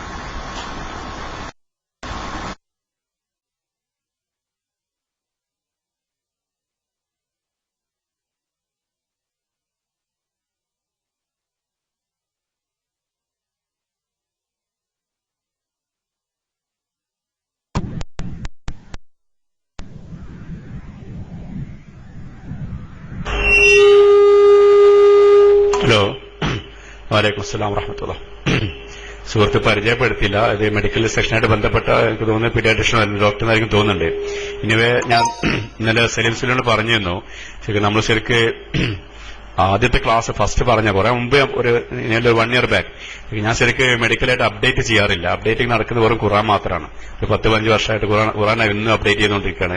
ഇതേലും നടന്നിട്ടില്ല. ഇനി ഇന്നലെയാണ് സയ്യിദ് സുല്ലം ഈ വിഷയം വിളിച്ച് പറഞ്ഞതിന് ശേഷം ഞാൻ ശരിക്ക് പിന്നെ ഒരു സൈറ്റ് മാത്രമേ നോക്കിയിട്ടുള്ളൂ. അത് ശരിക്ക് വെറും ക്യാൻസറിന് അടിച്ചാൽ തന്നെ നമുക്ക് കിട്ടുന്ന വിക്കിപീഡിയ ഉണ്ട്. അപ്പൊ ആ സൈറ്റിൽ തന്നെ ഈ നിങ്ങൾ സുഹൃത്ത് ചോദിച്ച ചോദ്യത്തിന് ആൻസർ ഉണ്ട്. ഞാൻ ആ ഭാഗം ഒഴിവാക്കിയാണ്. കാരണം വെച്ചാൽ വാക്സിനേഷൻ പറഞ്ഞാൽ തന്നെ ശരിക്കും പല ആ സെക്ഷൻ പോവും. മാത്രമല്ല അത് കൂടുതൽ ഒഴിവാക്കാൻ വേണ്ടിയിട്ട് ആ ഭാഗം ഒഴിവാക്കി. അതിന്റെ ടെസ്റ്റോട് അടിച്ചു തരാം. Anyway, vaccines have been developed to prevent some infection by virus. Human papillomavirus or a human papillomavirus vaccine decreases the risk of developing cervical cancer. Hepatitis B vaccine prevents infection with hepatitis B virus and thus decreases the risk of liver cancer. അതെന്ന് വെച്ചാല് ശരിക്ക് നേരത്തെ ഈ 2 vaccine നമ്മൾ ശരിക്കും ഇപ്പൊ നമ്മൾ മുമ്പ് കഴിഞ്ഞ ക്ലാസ് ചോദ്യം വന്നാണ് ഈ പെൻഡ വാക്സിനെ കുറിച്ച്. പുതിയ വാക്സിനില് ഈ ഇതിനുള്ള വാക്സിൻ ഇപ്പൊ യൂസ് ചെയ്യുന്നുണ്ട്. ലിവർ ഹെപ്പറ്റൈറ്റിസ് ബി വാക്സിൻ കൊടുക്കുന്നുണ്ട്. അതേപോലെ ഈ വാക്സിൻ വെച്ച് കഴിഞ്ഞാൽ രണ്ടാമത്തെ vaccine hepatitis B virus vaccine, അല്ലെങ്കിൽ സാധാരണ ഗൾഫ് പോകുമ്പോൾ ബുദ്ധിമുട്ടുള്ള മഞ്ഞപ്പിത്തമാണ് ഹെപ്പറ്റൈറ്റിസ് ബി. ഗൾഫ് പോകുന്ന സമയത്ത് ഈ മിക്ക ആളുകളും ഫെയിൽ ചെയ്യാവുന്നത് ഹെപ്പറ്റൈറ്റിസ് ബിയിലാണ്. ഈ ടെസ്റ്റിന്റെ അവസാന ഭാഗം നോക്കുക, അവസാനത്തെ വരി ഹെപ്പറ്റൈറ്റിസ് ബി വൈറസ്. ഇതുണ്ടാക്കുന്ന മഞ്ഞപ്പിത്തം ശരിക്ക് തടയാൻ വേണ്ടിയിട്ടുള്ള വാക്സിൻ അവൈലബിൾ ആണ്. ആ വാക്സിൻ എടുത്തു കഴിഞ്ഞാൽ ആ മഞ്ഞപ്പിത്തം വരില്ല, അതുകൊണ്ട് തന്നെ ആ ക്യാൻസർ വരില്ല. അതേപോലെ ഇനി ടെസ്റ്റിന്റെ ആദ്യ ഭാഗം നോക്കുക.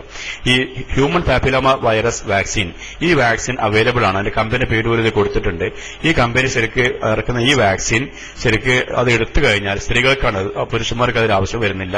ആ സർവൈക്കൽ ക്യാൻസർ വരാതിരിക്കാനുള്ള സാധ്യത വളരെയധികം കുറക്കാൻ കഴിയും എന്നായിരിക്കും ടെസ്റ്റ് പറയുന്നത്.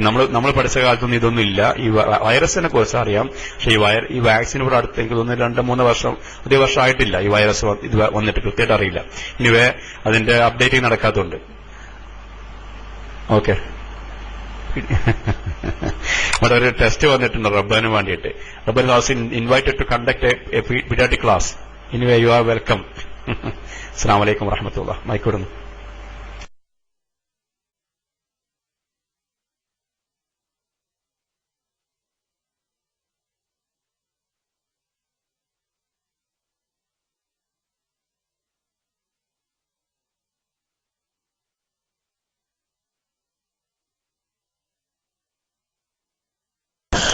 അസ്സലാമു അലൈക്കും വറഹ്മത്തുള്ളാഹി വബറകാതുഹു. ഇജാസ് കണ്ണൂർ മൈക്ക് വിട്ടതാണോ, മൈക്ക് കിട്ടാണ്ട് നിൽക്കുന്നതാണോ? ഇജാസിന് മൈക്ക് വേണമെങ്കിൽ ഒന്ന് ടെക്സ്റ്റ് ചെയ്യാം. മൈക്ക് വിട്ടുപോയതാണോ? ഓക്കെ, അദ്ദേഹത്തിന് മൈക്ക് എടുക്കാൻ അറിയാത്തതാണെങ്കിൽ പിന്നെ PM-ലൂടെ വേണമെങ്കിൽ എനിക്ക് PM ചെയ്താൽ ഞാൻ ചോദ്യം ചോദിക്കാം. ഡോക്ടറോട് എനിക്ക് എന്റേതായിട്ടുള്ളൊരു സംശയമാണ്. ഞാൻ വളരെ മെലിഞ്ഞ പ്രകൃതക്കാരനായിരുന്നു. ഇപ്പം ഗൾഫിലൊക്കെ വന്നിട്ട് കുറച്ച് തടി കൂടിയെന്ന് മാത്രമല്ല, ഈ തലയുടെ പിൻവശം ഈ പെട്ടെന്ന് തടിച്ചത് കൊണ്ടാണെന്നറിയില്ല, ഒരു വല്ലാത്തൊരു പിന്നെ തടിപ്പ് കൂടിയിട്ടുണ്ട്. ഇത് വല്ല ദോഷവും ചെയ്യുമോ, ഇത് കാണിക്കുകയോ മറ്റോ ചെയ്യേണ്ടി വരുമോ എന്നൊരു സംശയമുണ്ട്. മൈക്കൂർന്ന് മൈക്ക് ടെസ്റ്റാണ്.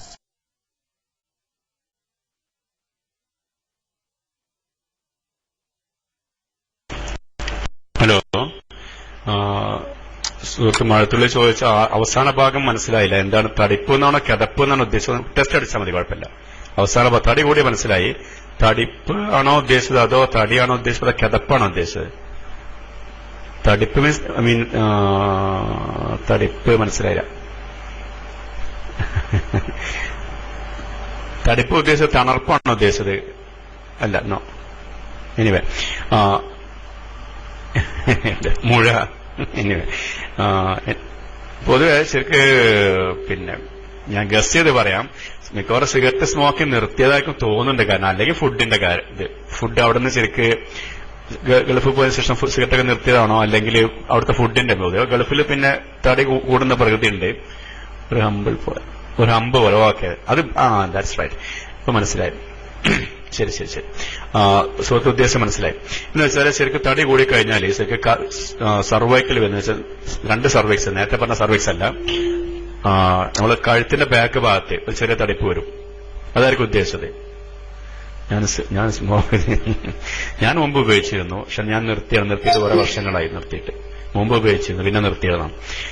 പിന്നെ ഈ സുഹൃത്ത് ചോദിച്ചത് തടി കൂടിക്കഴിഞ്ഞാല് ശരിക്കും ആ ഫാറ്റാണ് കൂടുന്നത് ശരീരത്തിൽ. ഫാറ്റ് കൂടിക്കഴിഞ്ഞാല് നമ്മളെ പിന്നെ വയറെല്ലാം തടിച്ചു കൂടും. സാധാരണ പൊതുവെ ഒരു 30-35 വയസ്സ് 40 വയസ്സ് ഇപ്പോ പിന്നെ മഴത്തിൽ ഏകദേശം ഭാര്യയ്ക്ക് 27 ആണെങ്കിൽ ഒരു 30 വയസ്സിന് 32-35 വയസ്സുണ്ടാവും. അപ്പൊ ആ സിഗരറ്റൊക്കെ പിന്നെ നിർത്തുകയാണെങ്കിൽ ആ സമയത്ത് തടി കൂടാറുണ്ട്. പിന്നെ ആ ശരിക്കും തടി കൂടുന്ന സമയമാണ് ഇപ്പൊ നിങ്ങളത്. ഒരു 35 വയസ്സിൽ 40 വയസ്സ് വരെ തടി കൂടുന്ന പ്രായമാണ്. ആ സമയത്ത് ഭക്ഷണം നിയന്ത്രിച്ചില്ലെങ്കിൽ തടി കൂടുകയും ചെയ്യും. കാരണം ഒന്നാമത് പൊതുവെ ഗൾഫിലാണെങ്കിൽ അത് ഫിസിക്കൽ ആക്ടിവിറ്റി വളരെ കുറവായിരിക്കും. അതുകൊണ്ട് തന്നെ അതല്ല ഫുൾ ടൈം AC റൂമിൽ അതേപോലെ യാത്രകളൊക്കെ ആണെങ്കിൽ പിന്നെ തടി കൂടാനുള്ള സൗകര്യങ്ങളെല്ലാം ഉണ്ട്. മാത്രമല്ല അവിടുത്തെ ഭക്ഷണ രീതി, നേരത്തെ നമ്മളെ മറ്റേയാള് അരവിക്ക പറഞ്ഞ പോലെ ഒരാഴ്ചകൾ ഫുഡ് ഒന്നിച്ചുണ്ടാക്കിയിട്ട് അതായിരിക്കാൻ സാധ്യത. പിന്നെ ലൈപ്പോമയാണോ, പക്ഷെ അത് ശരിക്കും തടി കൂടിയോണ്ട് മാത്രമാണെങ്കിൽ ലൈപ്പോമ എന്ന് രണ്ടും വിശദീകരിച്ചു തരാം. ഇപ്പൊ ആദ്യം പറഞ്ഞാണെങ്കിൽ ശരിക്കും കഴുത്തിന് നേരെ ബാക്ക് ഭാഗത്ത് ഒരു ശരിക്കും ഒരു ഒട്ടകത്തിന്റെ കൂന് പോലെ ഹമ്പ് പോലെ ശരിക്കും ആണെങ്കിൽ അത് തടി കൂടിയിട്ട് വരുന്നതാണ്.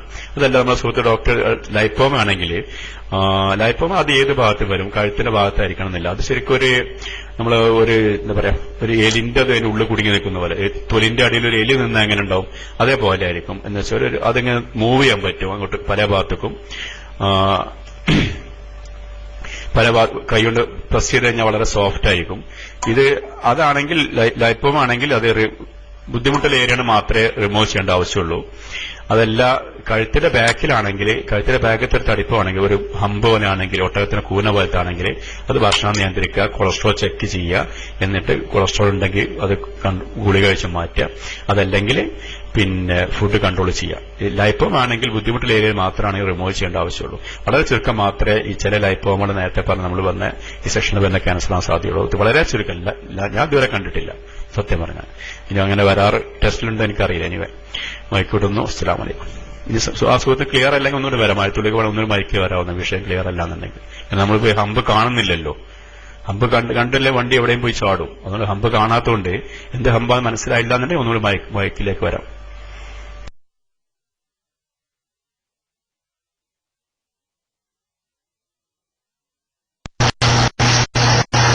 ഹലോ, അസ്സലാമു അലൈക്കും. മഴത്തുള്ളിക്ക് വേണമെങ്കിൽ എടുക്കാം കേട്ടോ, ഞാൻ റിലീസ് ചെയ്യാം. ഓക്കെ. എന്റെ ചോദ്യം, അതായത് ഡോക്ടർ കാർസിനോമ ഗാൾ ബ്ലാഡർ എന്ന് പറഞ്ഞത് അത് പാരമ്പര്യമായിട്ടുള്ളതാണോ അല്ലെങ്കിൽ അത് ഇപ്പം കുട്ടികൾക്കൊക്കെ, അതായത് മാതാവിനുണ്ടായി കഴിഞ്ഞാൽ കുട്ടികൾക്ക് ഉണ്ടാവുമോ എന്നുള്ള ചെറിയ ചോദ്യമാണ്. പിന്നെ അതേപോലെ ഇപ്പം എനിക്കുള്ള ഒരു പ്രശ്നം തന്നെ ഈ വായിൽ ഇടക്കിടക്ക് മൗത്ത് അൾസർ വരും. അതൊരു ചിലപ്പോൾ അതിനുള്ള ഗുളിക എടുത്തു കഴിഞ്ഞാലും ഇല്ലെങ്കിലും ഒക്കെ തന്നെ ഒരു ചിലപ്പോൾ ഒരാഴ്ച കഴിഞ്ഞു കഴിഞ്ഞാൽ അത് മാറിപ്പോവുകയും ചെയ്യും. അത് അങ്ങനെയുള്ള വല്ല ലക്ഷണമാണോ എന്നുള്ളതാണ്. അസ്സലാമു അലൈക്കും.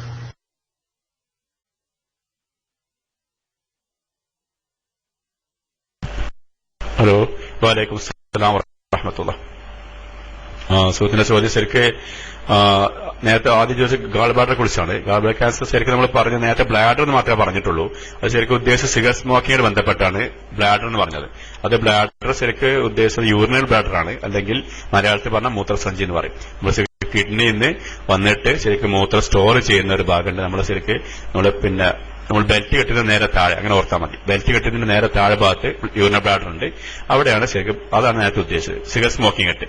അതല്ലാതെ ഗാൾ ബ്ലാഡർ ശരിക്ക് അത് ഇതല്ല. ഗാൾ ബ്ലാഡർ ശരിക്കും ക്യാൻസർ വളരെ വളരെ റെയറാണ്.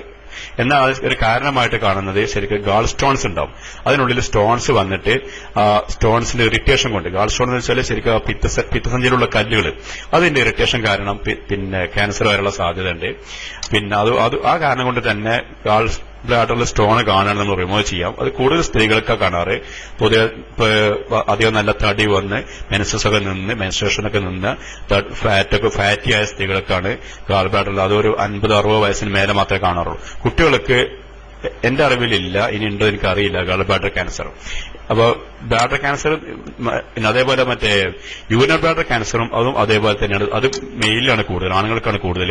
അത് വരുന്ന സിഗരറ്റ് സ്മോക്കിംഗ് ഒരു കാരണം മാത്രമാണ്. അല്ലാതെ ഈ ഗാൾ ബ്ലാഡർ ക്യാൻസർ ഒരിക്കലും പാരമ്പര്യമല്ല. സ്ത്രീകളാണെങ്കിൽ അത് സാധ്യതയുണ്ട്. കാരണം ആ സ്ത്രീകൾ തടി കൂടിയാണ്, മക്കളും തടി കൂടും. അങ്ങനെ അവർക്ക് വരാനുള്ള സാധ്യത വളരെ ബിലോ 1% മാത്രമേ പറയാൻ സാധ്യതയുള്ളൂ. അത് ഒരിക്കലും ഹെറിഡിറ്ററി അല്ല. ഹെറിഡിറ്ററി ക്യാൻസറിന്റെ കൂട്ടത്തിൽ ഒരിക്കലും ഗാൾ ബ്ലാഡർ നമുക്ക് എടുക്കാറില്ല. പക്ഷെ സാധാരണ അതിൽ ബ്രസ്റ്റ് ക്യാൻസർ ഒരു ഹെറിഡിറ്ററി ഫാക്ടറാണ്. ബ്രസ്റ്റ് ക്യാൻസർ അമ്മയ്ക്കുണ്ടെങ്കിൽ മോൾക്ക് വരാനുള്ള സാധ്യത ഉണ്ട്. ബ്രസ്റ്റ് ക്യാൻസർ, ഗാൾ ബ്ലാഡർ എന്റെ അറിവിൽ അങ്ങനെയില്ല. മൈക്ക് വിടുന്നു. അസ്സലാമു അലൈക്കും.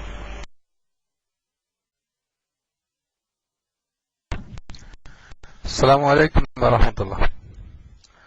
ഡോക്ടറെ, എനിക്ക് ചോദിക്കാനുള്ളത്, ഈ ക്യാൻസർ എന്ന് പറഞ്ഞ പാരമ്പര്യമായിട്ടുണ്ടാകുന്നതാണോ അല്ല എന്നുള്ള ചെറിയൊരു ചോദ്യമാണ്.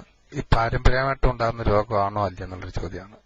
ഞാൻ മൈക്ക് റിലീസാക്കാം. അസ്സലാമു അലൈക്കും വറഹ്മത്തുള്ളാഹി.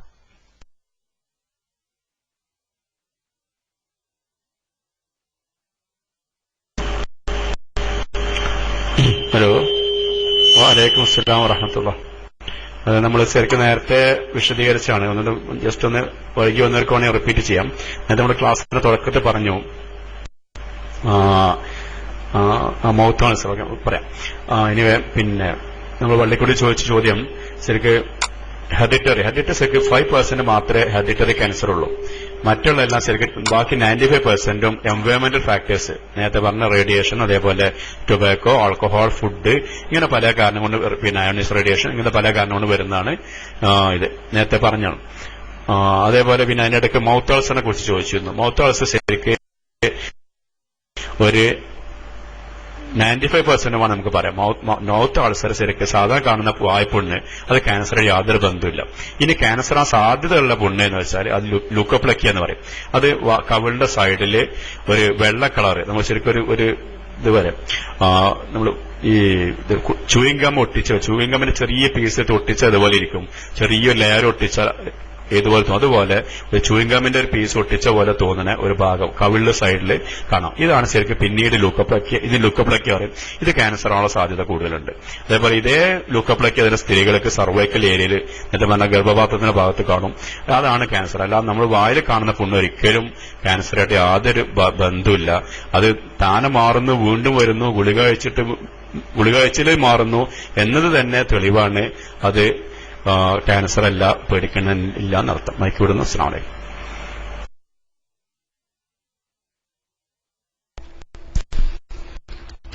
ഹലോ, അസ്സലാമു അലൈക്കും.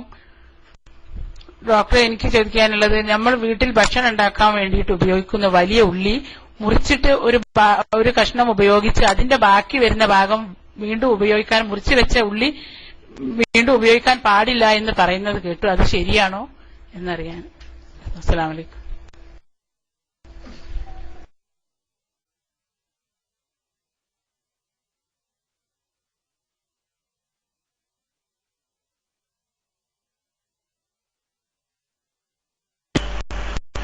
ഹലോ, അടുക്കളയിൽ കയറിയെന്ന് തോന്നുന്നുണ്ട്. ഏതായാലും അടുക്കളക്കാരിയാ ചോദിക്കുന്നത്. ഇനിവേ ഉള്ളി, അടുത്തത് മറ്റേ നമ്മുടെ സുഹൃത്ത് ബക്കറിയിലുണ്ടല്ലോ ഉള്ളി, അതേപോലെ ചീര, അങ്ങനെ ഓരോന്നോരോന്ന് വരട്ടെ. ഇനിവേ ഇത് ശരിക്കും ഈ ചോദ്യം ശരിക്കും നെറ്റിന്ന് പോകും. അതേപോലെ മറ്റേ വനിതകളൊക്കെ കിട്ടുന്ന ചോദ്യങ്ങളാണ്. ഞാൻ നെറ്റിൽ ഒരു പ്രാവശ്യം വായിച്ചിട്ടുണ്ട് ഇതേപോലെ. അല്ലാതെ ഇത് ശരിക്കും മെഡിക്കലായിട്ട് നമ്മൾ ശരിക്കും ഇങ്ങനത്തെ കാര്യം ഒരിക്കലും ഡിസ്കസ് ചെയ്യാറില്ല. ഉള്ളിയായിട്ട് ബന്ധപ്പെട്ട് എങ്ങനെയാണ് ഉള്ളിയായിട്ട് ഞാൻ ശരിക്കും പിന്നെ പല സമയത്ത് ടെസ്റ്റ് കാണാറുണ്ട്. ഫേസ്ബുക്കിൽ ഉണ്ടാവും. അതേപോലെ ചോദ്യങ്ങളാണ്. ഉള്ളി ശരിക്ക് പിന്നെ ഒരു ജലദോഷപ്പനിയുടെ വീട്ടില് ഉള്ളി മുറിച്ചു വെച്ചാൽ പിറ്റേ ദിവസം സൈഡിൽ കറുപ്പ് കളർ വരുന്നും ആ കറുപ്പ് കളർ ബാക്ടീരിയ ആണെന്നും ആ പിന്നെ കുട്ടിക്ക് അല്ലെങ്കിൽ രോഗിക്കുള്ള ബാക്ടീരിയ വൈറസ് ഫുള്ള് ആ ഉള്ളിമ പറ്റിപ്പിടിച്ചിരിക്കും. എന്നിട്ട് അതുകൊണ്ട് അടുത്ത ആളുകൾക്കൊന്നും ആ രോഗം വരില്ല. ഇങ്ങനെ പല ടെസ്റ്റും കാണുന്നുണ്ട്. അതേപോലെ ഉള്ളിയെ കുറിച്ച് മുറിച്ചു വെച്ചുകൊണ്ട് ഇങ്ങനെ ഈ ടെസ്റ്റ് ഉദ്ദേശിച്ചായിരിക്കും വരുന്ന ഈ ചോദ്യം ചോദിച്ചെന്ന് തോന്നുന്നുണ്ട്. അപ്പൊ അല്ലാതെ ഉള്ളി ശരിക്കും സാധാരണ ഇതില് പിന്നെ പല രോഗങ്ങൾക്ക് വലിയ ഉള്ളിയാലും കുഴപ്പമില്ല. ഉള്ളി ഔലിയ ആയിട്ടൊന്നും ഉള്ളി മലപ്പുറക്കാരൻ ഉള്ളി ഔലിയാന്നൊക്കെ എഴുതിയത്.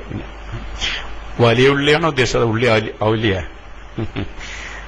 എനിവേ ഉള്ളി ശരിക്കും ഇങ്ങനെ ക്യാൻസർ ആയിട്ട് അതൊരു ബന്ധമായിട്ട് ഇതുവരെ എന്റെ അറിവിലില്ല. ഇങ്ങനെ ഈ ടെസ്റ്റുകൾ ഇത് വെച്ചിട്ടുള്ള വിവരങ്ങളായിരിക്കും. ഈ ഉള്ളി തുറന്നു വെച്ച് കഴിഞ്ഞാൽ അതിന് ബാക്ടീരിയ എല്ലാം കുടുങ്ങി നിൽക്കുന്നു, അങ്ങനെ രോഗം വരില്ല, അങ്ങനെയൊക്കെ ടെസ്റ്റ് കാണാം. എത്രമാത്രം ശരിയാണ് സയന്റിഫിക്കായിട്ട് പ്രൂവ് ചെയ്തെന്ന് എനിക്കറിയില്ല. നമ്മുടെ നമ്മുടെ SGBയിൽ മറ്റേയാള് പറയാറുണ്ട്, കോട്ടൂർ ഷക്കാഫി, റേഷൻ ഷാപ്പ് ചെന്ന പോലെ ആൾക്കാർ ഇങ്ങനെ വരി നിൽക്കുന്ന കാണാന്ന് പറയുന്നത് തമാശയായിട്ട് അദ്ദേഹം പറയും. റേഷൻ ഷാപ്പിൽ ശനിയാഴ്ച പോയ ആൾക്കാർ കുറെ വരി നിൽക്കുന്ന കാണാം. എന്ന പോലെ ഇനിയും കുറെ പേരുണ്ട്. എനിവേ പിന്നെ നമുക്ക് മറ്റേ ജീവിത ക്ലാസ്സിൽ ടൈമായിട്ടുണ്ട്. ഇനി ആകെ 10 മിനിറ്റേ ഓക്കെ, ഞാൻ മൈക്ക് വിടുന്നു. അസ്സലാമു അലൈക്കും.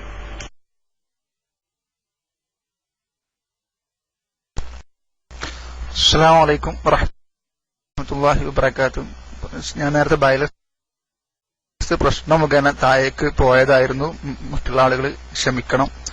ഡോക്ടർ, എനിക്ക് ചോദിക്കാനുള്ളത്, ഈ ഗോൾഡ് ഏതെങ്കിലും രീതിയിൽ ക്യാൻസറിന് കാരണമാകുന്നുണ്ടോ എന്നാണ്. ഒരുപാട് റിപ്പോർട്ടുകൾ അങ്ങനെ ഇപ്പോ ഫേസ്ബുക്കിലൊക്കെ വരുന്നുണ്ട്.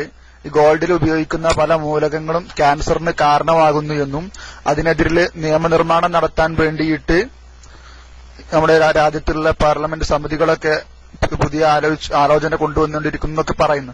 ഈ ഗോൾഡിലുള്ള മൂലകങ്ങളോ ഗോൾഡ് അണിയുന്നതോ ഏതെങ്കിലും തരത്തിലുള്ള ക്യാൻസറിന് കാരണമാകുന്നുണ്ടോ എന്നാണ്. അസ്സലാമു അലൈക്കും വറഹ്മത്തുള്ളാഹി.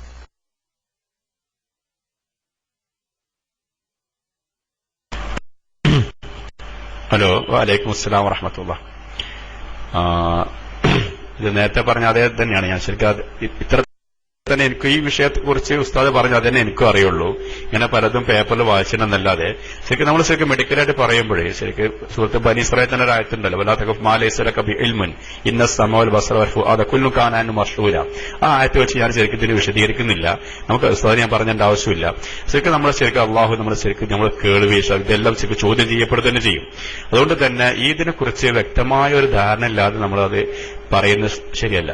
അതുകൊണ്ട് ആണ് ഇപ്പൊ ഇതേപോലത്തെ വിഷയങ്ങൾ പലതും കേട്ടിട്ടുണ്ട്. സ്വർണം സാധാരണ നമ്മൾ നേരത്തെ മെഡിക്കലൊക്കെ പറയാറ് സ്വർണം അതേപോലെ ചില മരുന്നുകളൊക്കെ ആയുർവേദ മരുന്ന് ഉപയോഗിക്കാറുണ്ട്. അപ്പൊ അത് കിഡ്നിക്ക് ബാധിക്കും എന്ന് പൊതുവെ പറയപ്പെടുന്നുണ്ടെന്നല്ലാതെ പിന്നെ ഈ ഹെവി മെറ്റൽസ് ആർ പോയ്സണസ്. അത് ശരിക്കും അധികം ഡോസ് ഉപയോഗിക്കുകയാണെങ്കിൽ അത് പോയ്സണസ് ആണ്, കിഡ്നിനെ ബാധിക്കും. പക്ഷെ അത് ക്യാൻസർ വരോ ഇല്ലേ എന്ന് എനിക്കറിയില്ല. ഇനി നേരത്തെ നമ്മുടെ മറ്റേ സുഹൃത്തുണ്ടായിരുന്നു, അദ്ദേഹം പോയിട്ടില്ലല്ലോ. അദ്ദേഹം അങ്ങനെ ഉണ്ടെങ്കിൽ മൈക്കിൽ വന്നിട്ട് അദ്ദേഹത്തിന് വിശദീകരിക്കാവുന്നതാണ്. ഞാൻ മൈക്ക് വിടുന്നു. അസ്സലാമു അലൈക്കും. വലൈക്കും അസ്സലാം വറഹ്മത്തുള്ളാഹി വബറകാതുഹു. ഡോക്ടർ, എനിക്ക് ചോദിക്കാനുള്ളത്, നമ്മുടെ ലിവറിന് ക്യാൻസർ ബാധിച്ചാൽ അത് ട്രീറ്റ് ചെയ്ത് സുഖപ്പെടുത്താൻ പറ്റുമോ, വല്ല റേഡിയേഷനും കൊടുത്തിട്ട്? അതുപോലെ തന്നെ ഈ ലിവറിന് ക്യാൻസർ ബാധിച്ചു കഴിഞ്ഞാൽ സ്വാഭാവികമായിട്ട് വയറ് വീർക്കും. ഈ വയറ് വീർക്കുമ്പം മറ്റേ ഖുർആനിൽ ഹദീസിലൊക്കെ പറഞ്ഞിട്ടുണ്ടെന്ന് പറഞ്ഞു, അങ്ങനെ മരിക്കുന്നവർക്ക് ശ്രോതാക്കളുടെ കൂലിയാണെന്ന്, പ്രതിഫലം ഉണ്ടെന്ന് ഒന്ന് വ്യക്തമാക്കണം. അസ്സലാമു അലൈക്കും.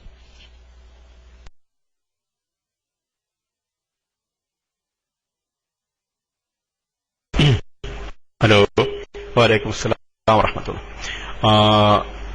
ലിവർ ക്യാൻസറിനെ കുറിച്ചാണ് ചോദ്യം. ശരിക്കും നമ്മൾ നേരത്തെ പറഞ്ഞ അതിന് ശരിക്ക് ഒരു കാരണം, ലിവർ ക്യാൻസർ വരാനുള്ള കാരണം ഒന്ന് മഞ്ഞപ്പിത്താണ്, ടൈപ്പ് ബി ഹെപ്പറ്റൈറ്റിസ് അല്ലെങ്കിൽ വേറെ പല ദിവസങ്ങളും. അപ്പോൾ അതില് ലിവർ ക്യാൻസർ വന്നു കഴിഞ്ഞാൽ അത് മാറാൻ സാധ്യത തീരെ ഇല്ല എന്ന് തന്നെ പറയാം. പിന്നെ ഒരു സാധ്യത മാത്രമേ ഉള്ളൂ, അത് ലിവർ മാറ്റിവെക്കുന്നതാണ്. അതല്ലാതെ അത് വളരെയധികം ഇതുള്ളതാണ്, വളരെ ചെയ്യാറുണ്ട് എന്ന കുറവാണ്. അല്ലാതെ അതിന് റേഡിയേഷൻ ചെയ്യാറില്ല, പിന്നെ കീമോതെറാപ്പി ചെയ്യാറുണ്ട്. അല്ലാതെ അതിന് പ്രത്യേക ചികിത്സ ഒന്നുമില്ല. അത് വരാതിരിക്കാൻ വേണ്ടി നമുക്ക് ശ്രമിക്കുക, പ്രാർത്ഥിക്കുക. അതല്ലാതെ വന്നു കഴിഞ്ഞാൽ അതിന്റെ ചികിത്സ വളരെ ഇതാണ്. പിന്നെ മാത്രമല്ല, അത് വന്നു കഴിഞ്ഞാൽ അതിന്റെ ഭവിഷ്യത്തുകളാണ് നേരത്തെ പറഞ്ഞത്. ശരിക്കും അസൈറ്റിസ് ടെസ്റ്റ് അടിച്ചിട്ടുണ്ട്. അസൈറ്റിസ് എന്ന് വെച്ചാൽ വയറ് വീർത്ത് വരും. അതേപോലെ പിന്നെ അത് കാരണം എന്ന് വെച്ചാൽ ശരിക്കും പിന്നെ വയറിൽ അതിന്റെ ഉള്ളിൽ നീര് വന്നിട്ട് വയറ് വീർക്കും. അതേപോലെ പിന്നെ അവർക്ക് ബ്ലഡ് കഞ്ചഷൻ വന്നിട്ട് ഈസോഫാഗസ് വഴി ബ്ലഡ് വൊമിറ്റ് ചെയ്യും. അങ്ങനെ അതിന്റെ ലാസ്റ്റ് സ്റ്റേജ് വരിക. അപ്പൊ അത് അധികം ഈടുക്കാറില്ല, അത് അധികം അവർ ജീവിക്കാറില്ല അവർ. പിന്നെ അതിന് ചികിത്സ ഇത് മാത്രമേ ഉള്ളൂ ഇതായിട്ട്. പിന്നെ അതേപോലെ പുതിയ മോഡേൺ ട്രീറ്റ്മെന്റ് പലതുണ്ട്. അത് ചുരുക്കി പറഞ്ഞാൽ അത് ശരിക്കും പൂർണ്ണമായിട്ട് മാറാനുള്ള സാധ്യത, ഇനി ലിവറിന് ക്യാൻസർ അല്ല മറ്റു അസുഖങ്ങൾ വന്നാൽ പോലും, ഈവൻ ആൽക്കഹോളിക് ഹെപ്പറ്റൈറ്റിസ് ആവട്ടെ, മദ്യം കഴിച്ചു വരുന്ന പിന്നെ ലിവറിന്റെ അസുഖങ്ങൾ, അല്ലെങ്കിൽ സിറോസിസ് ലിവർ, ഇതിനൊന്നും ശരിക്ക് ഇന്ന് അവൈലബിൾ ആയിട്ട് പൂർണ്ണമായിട്ട് മാറാനുള്ള മരുന്നുകളൊന്നുമില്ല. അതുകൊണ്ട് തന്നെ നമ്മൾ ശരിക്കും നമ്മുടെ കൈകള് നമുക്ക് നാശത്തിലേക്ക് പതിക്കാതിരിക്കാൻ വേണ്ടി ശ്രമിക്കുക. നമുക്ക് ശരിക്ക് തജീവിത ക്ലാസ്സിന്റെ ടൈമായിട്ടുണ്ട്. ഇനി നേരത്തെ മലപ്പുറക്കാരൻ എന്തെങ്കിലുമൊക്കെ പറയാനുണ്ടെങ്കിൽ മയക്കെടുത്തോട്ടെ. തജീവിത ക്ലാസ്സിന്റെ ടൈമായിട്ടുണ്ട്. ഉസ്താദിനെ ഞാൻ താഴെ നോക്കിയിട്ടില്ല, 118 ID ഉണ്ട്, അതിന്റെ ടൈമായിട്ടുണ്ട്. പിന്നെ കുറെ പിള്ളേർ കുറെ വരാനുള്ള സമയമാണ്. ഇനിയിപ്പോ അവരെ പറഞ്ഞ് പേടിപ്പിക്കണ്ടല്ലോ. തജീവിത ക്ലാസ്സിൽ കുറെ പിള്ളേരും വരും ക്ലാസ് കേൾക്കാൻ വേണ്ടിയിട്ട്. നമുക്ക് ശരിക്ക് മയക്ക് വേണം. ഇനി വേണമെങ്കിൽ നമുക്ക് അടുത്ത വേറെ ദിവസം വേണമെങ്കിൽ ഇൻഷാ അല്ലാഹ് ഡിസ്കസ് ചെയ്യാം. ഇനിയിപ്പോ മയക്ക് വിടുന്നു. അസ്സലാമു അലൈക്കും.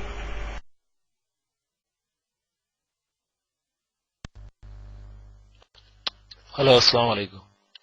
അല്ല, ഒരു ചോദ്യം കൂടി ചോദിക്കാനുള്ള അവസരമുണ്ടോ സാർ? Last okay. അല്ല, ഈ ക്യാൻസറിന് പാരമ്പര്യമായിട്ട് വല്ല ഇതുകൊണ്ട്, എന്റെ ഉമ്മ മരണപ്പെട്ടത് വളരെ ചെറുപ്രായത്തിൽ തന്നെ ക്യാൻസർ പിടിച്ചിട്ടാണ്. അതുകൊണ്ട് തന്നെ എനിക്ക് വയറുവേദന എന്തെങ്കിലും വരുമ്പോൾ എന്റെ അമ്മാമ്മമാർക്കും ആൾക്കാർക്കൊക്കെ വളരെ ഭയപ്പാടും എന്തോ അങ്ങനെ ഒരു ഇത് കാണുന്നു. ഇതിന്റെ അതും ഒരു 3 വർഷം മുമ്പ് ലിവർ ഇൻഫെക്ഷൻ ഉണ്ടായി, ചികിത്സിച്ച് സുഖമായതാണ്. അത് വർഷം ചെക്ക് ചെയ്യണമെന്ന് ഡോക്ടർ പറഞ്ഞു. ഇതിനെന്തെങ്കിലും ഒന്ന് വിശദീകരിച്ചാൽ കൊള്ളാവുന്നുണ്ട്. മൈക്ക് റിലീസ് ചെയ്യുന്നു. അസ്സലാമു അലൈക്കും.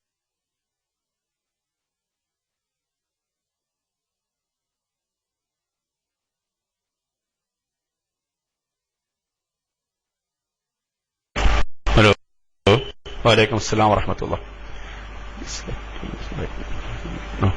പിന്നെ സുഹൃത്തിന്റെ ചോദ്യം ശരിക്കും വയറിന് ക്യാൻസർ എന്നാ പറഞ്ഞത്. പക്ഷെ ശരിക്കും അത് വയറിന്റെ ക്യാൻസർ നേരത്തെ നമ്മൾ പറഞ്ഞ പോലെ ശരിക്കും സ്റ്റൊമക്ക് മുതൽ ഇൻഡസ്റ്റൈൻ, ആനസ്, റെക്ട് ഏത് ഭാഗത്ത് വരാം. അല്ലെങ്കിൽ ഈവൻ ഗർഭാശയത്തിനും അതൊക്കെ അറിയപ്പെടുന്നത് വയറിന് ക്യാൻസർ തന്നെയാണ്. ഇതെല്ലാം വയറിലാണ്. ലിവറിനാണെങ്കിലും സ്റ്റൊമക്ക് ആണെങ്കിലും ഇൻഡസ്റ്റൈൻ ആണെങ്കിലും അല്ലെങ്കിൽ പിന്നെ റെക്ട് ആണെങ്കിലും ഈവൻ യൂറിനൽ ബ്ലാഡർ അല്ലെങ്കിൽ യൂട്രസ് ഒക്കെ ശരിക്കും വയറിന്റെ ക്യാൻസറാണ്. പക്ഷെ സാധാരണ പാരമ്പര്യമായിട്ട് വരാനുള്ള സാധ്യതയുള്ള ക്യാൻസർ ഇത് മാത്രമേ ഉള്ളൂ. പോളിപ്പോസിസ് എന്നൊരു അസുഖമുണ്ട്, ഡൈവർട്ടിക്കുലം. ശരിക്കും ഇൻഡസ്റ്റൈൻ്റെ ഉള്ളിൽ ചെറിയ ചെറിയ പൊള്ളയായിട്ടുള്ള ബലൂൺ പോലത്തെ ചെറിയ പൊള്ളുണ്ടാവും. അത് ശരിക്കും പാരമ്പര്യമായിട്ട് വരുന്ന രോഗമാണ്. അത് ക്യാൻസറുള്ള സാധ്യത വളരെ ചെറിയ സാധ്യതയുണ്ട്. പക്ഷെ അത് ശരിക്കും ഇത് പിന്നെ ഒരു എൻഡോസ്കോപ്പി ചെയ്ത് കഴിഞ്ഞാൽ ഈ പോളിപ്പോസിസ് എന്ന ഡൈവർട്ടിക്കുലോസിസ് എന്ന രോഗമുണ്ടോ എന്ന് ചെക്ക് ചെയ്യാവുന്നതാണ്. ആ രോഗം ഉണ്ടെങ്കിൽ അതിന് ചികിത്സ ചെയ്യാവുന്നതാണ്. ആ ചികിത്സ ചെയ്ത് കഴിഞ്ഞാൽ ഭാവിയിൽ ക്യാൻസർ വരാനുള്ള സാധ്യത കുറയും. അതാണ് സാധാരണ ഹെറിഡിറ്ററി ആയിട്ട് പാരമ്പര്യമായിട്ട് വരാനുള്ള ക്യാൻസർ എന്റെ അറിവിലുള്ളത്. ഇനി കൂടുതൽ വേണമെങ്കിൽ ചെക്ക് ചെയ്യാവുന്നതാണ്, എനിക്കറിയില്ല. ഞാൻ ശരിക്കും ഇനിയിപ്പോ ടൈം ആയിട്ടുണ്ട്, ഉസ്താദിന്റെ ടൈം. അപ്പൊ റസീദ് ഉസ്താദ് ഉണ്ടോ എനിക്കറിയില്ല. ശരി, പിന്നെ ഉണ്ടെങ്കിൽ നമുക്ക് തജീദ് ക്ലാസ്സിലേക്ക് പോവാം. അതിന് മുമ്പായിട്ട് നേരത്തെ ഞാൻ ഫസ്റ്റിൽ പറഞ്ഞ പോലെ ആ 2-3 സൈറ്റിന്റെ അഡ്രസ് ഇതന്നെ. ഈ നെക്സ്റ്റ് വെറും ക്യാൻസറിന് അടിച്ചാൽ തന്നെ ആ സൈറ്റ് കിട്ടും. 3 സൈറ്റ് ഉണ്ട്. അപ്പൊ ചില പിക്ചേഴ്സ് ഉള്ള സൈറ്റ് ഉണ്ട്, അതിന്റെ ടെസ്റ്റ് അടിച്ചു തരാം. പോയോ?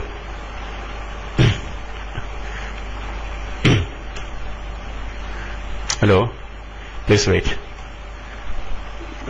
വെറുതെ പിന്നെ ഈ ലിങ്കിൽ അടിച്ചു കഴിഞ്ഞാൽ അതിൽ കുറെ പിക്ചേഴ്സ് ഉണ്ട് ഇതില്. മെഡിക്കൽ ക്യാൻസർ ഓങ്കോളജി ഈ ടെസ്റ്റ് ക്യാൻസർ അടിച്ചിട്ട് ഉസ്താദ് വന്നിട്ടുണ്ട്. ഇനിവേ പിന്നെ ഈ ലിങ്കിൽ പോയി കഴിഞ്ഞാൽ അതിന്റെ അടിഭാഗത്തായിരുന്നു നോക്കുന്നത്. അടിഭാഗത്ത് വേണ്ടാത്ത കുറെ ചിത്രങ്ങളുണ്ടാവും. ഇത് ടെസ്റ്റിന്റെ പ്രശ്നങ്ങൾ അതാണ്. ഈ ലിങ്ക് കൊടുത്തു കഴിഞ്ഞാൽ അടിഭാഗത്ത് പല വേണ്ടാത്ത ചിത്രങ്ങളുണ്ടാവും. അതല്ലാതെ വെറുതെ നിങ്ങൾ ക്യാൻസറിന് അടിച്ചാൽ തന്നെ പിന്നെ ഇപ്പൊ ഈ പറഞ്ഞ വിഷയങ്ങളൊക്കെ ശരിക്കും ഞാൻ ഇതിൽ നിന്നെടുത്താണ്, വിക്കിപീഡിയയിൽ നിന്നെടുത്താണ്. അതല്ലാതെ വേറെ ബുക്കൊന്നും വായിക്കാനുള്ള ടൈം വെറും അതിനുവേണ്ടി മാത്രം സമയമില്ല. അതുകൊണ്ട് തന്നെ വിക്കിപീഡിയയിൽ ഇൻഫർമേഷനാണ് തന്നത്. അവർക്ക് തെറ്റിക്കഴിഞ്ഞാൽ റിപ്പോർട്ട് തെറ്റും. അപ്പൊ അത് പ്രകാരമാണ് പറഞ്ഞത്. പിന്നെ നമ്മൾ കുറെ പരിചയം വെച്ചിട്ടുള്ള വിഷയങ്ങളാണ്. മാത്രമല്ല ക്യാൻസറിന് മാത്രമുള്ള ഡോക്ടേഴ്സ് ഉണ്ട്, ഓങ്കോളജി പ്രൊഫസേഴ്സ് ഉണ്ട്, ഓങ്കോളജി ഡോക്ടേഴ്സ് ഉണ്ട്. പ്രത്യേക സെക്ഷനാണ്. നമ്മൾ ശരിക്കും ഒരിക്കലും ക്യാൻസർ സെക്ഷൻ ഒരിക്കലും ഡീൽ ചെയ്യാറില്ല. അതിന്റെ ട്രീറ്റ്മെന്റ് ഇപ്പൊ ഇതുവരെ ആരും ചോദിക്കാത്ത തന്നെ ഭാഗ്യം, അൽഹംദുലില്ലാഹ് വിചാരിക്കും. കാരണം അതിന്റെ ട്രീറ്റ്മെന്റ് മരുന്നിനെ കുറിച്ച് ആരും ചോദിച്ചാൽ എനിക്കൊന്നും പറയാൻ കഴിയില്ല. കാരണം അതിന്റെ മരുന്നുകളും നമ്മുടെ ശരിക്കും പഠിക്കാത്തതും ഇനി പഠിച്ചാൽ തന്നെ ഉപയോഗിക്കാത്തതാണ്. അതുകൊണ്ട് തന്നെ അതിനെക്കുറിച്ച് ആൻസർ ചെയ്യാൻ കഴിയില്ല. ചോദിച്ച ചോദ്യത്തിനൊക്കെ ശരിക്കും പറയാൻ പറ്റുമെന്ന് വിചാരിക്കുന്നു. പിന്നെ ഉസ്താദ് വന്നിട്ടുണ്ട്, ഞാൻ മൈക്ക് വിടുന്നു. തജ്വീദ് ക്ലാസ്സിലേക്ക് നമുക്ക് പോവാം. അസ്സലാമു അലൈക്കും വറഹ്മത്തുള്ളാഹി വബറകാതുഹു.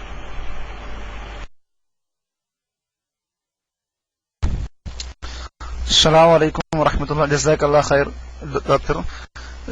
നമ്മളിപ്പോ ഒരുപാട് രോഗങ്ങളെ കുറിച്ചും ചികിത്സയെ കുറിച്ചൊക്കെ പറഞ്ഞു. ഞാൻ വീണ്ടും അതിലേക്ക് മടങ്ങിപ്പോവല്ല. പക്ഷെ ഇത് ഒരു വർഷം 1.5 വർഷം മുമ്പ് ഒരു കുഞ്ഞിനെയും കൊണ്ടിട്ട് നമ്മുടെ തിരുവനന്തപുരത്ത് RCCയിൽ പോകാനുള്ള ഒരു അവസരം എനിക്കുണ്ടായി. അപ്പൊ അതിന്റെ തുടക്കത്തിൽ ഞാനായിരുന്നു അവിടെ പോയിരുന്നത്. അപ്പൊ ആ സമയത്ത് അവിടെ വ്യത്യസ്തമായിട്ടുള്ള ഇൻഷുറൻസ് പദ്ധതികളെ കുറിച്ച് അറിയാൻ പറ്റി. അവർ ഒരു 10 വയസ്സുള്ള കുട്ടി ആയതുകൊണ്ട് തന്നെ ആ കുട്ടിക്കുള്ള ചികിത്സ അവിടെ ഫ്രീ ആയിട്ട് സർക്കാരിന്റെ വക 1-2 ലക്ഷം രൂപ അങ്ങനെ ഇൻഷുറൻസ് ലഭിച്ചു. അപ്പൊ മുതിർന്ന ആളുകൾക്ക് 500 രൂപ മുടക്കിയിട്ടുള്ള ചില ഇൻഷുറൻസ് പദ്ധതികളെ കുറിച്ച് ആ സമയത്ത് അവർ പറഞ്ഞിരുന്നു. അങ്ങനെ എടുക്കുകയാണെങ്കിൽ 1-2 വർഷം കഴിയുമ്പോൾ എത്രയോ 1 ലക്ഷം എമൗണ്ട് ആ രോഗിന്റെ പേരിൽ അസുഖമായി അവിടേക്ക് ചെല്ലുമ്പോൾ അവനക്ക് പാസ്സായി കിട്ടുമെന്നും പിന്നീട് അതിനങ്ങനെ സംഖ്യ അങ്ങനെ കുറച്ചിട്ട് പോകും എന്നൊക്കെ പറയാൻ പറ്റി. അപ്പോൾ ഒരുപാട് ചികിത്സക്ക് വേണ്ടി ഒരുപാട് പൈസ ചെലവാകുന്ന ഒന്ന് എന്നുള്ള നിലക്ക് ആ രീതിയിലുള്ള ഒരു പൊതുവായിട്ട് നമുക്ക് ചെയ്യാൻ പറ്റിയ അതിന് ഇൻഷുറൻസ് പദ്ധതികളുണ്ടോ? വളരെ എളുപ്പത്തിൽ നമ്മുടെ നാട്ടിലെ ഹെൽത്ത് സെന്റർ മുഖേനയോ അല്ലെങ്കിൽ മെഡിക്കൽ കോളേജുകൾ മുഖേനയോ ഒക്കെ മുൻകൂട്ടി നമുക്ക് ചെയ്യാൻ പറ്റിയിട്ടുള്ള ചെലവ് ചുരുങ്ങിയ എന്നാൽ വലിയ പ്രയോജനം ലഭിക്കുന്ന ചില പദ്ധതികളുണ്ട് എന്നറിയാൻ പറ്റി. അപ്പൊ അത്തരം പദ്ധതികളെ കുറിച്ച് ഒരു ചെറിയ വിവരണം നൽകുകയാണെങ്കിൽ അത് വളരെയേറെ ഉപകാരമായിരിക്കും. അസ്സലാമു അലൈക്കും വറഹ്മത്തുള്ളാഹി.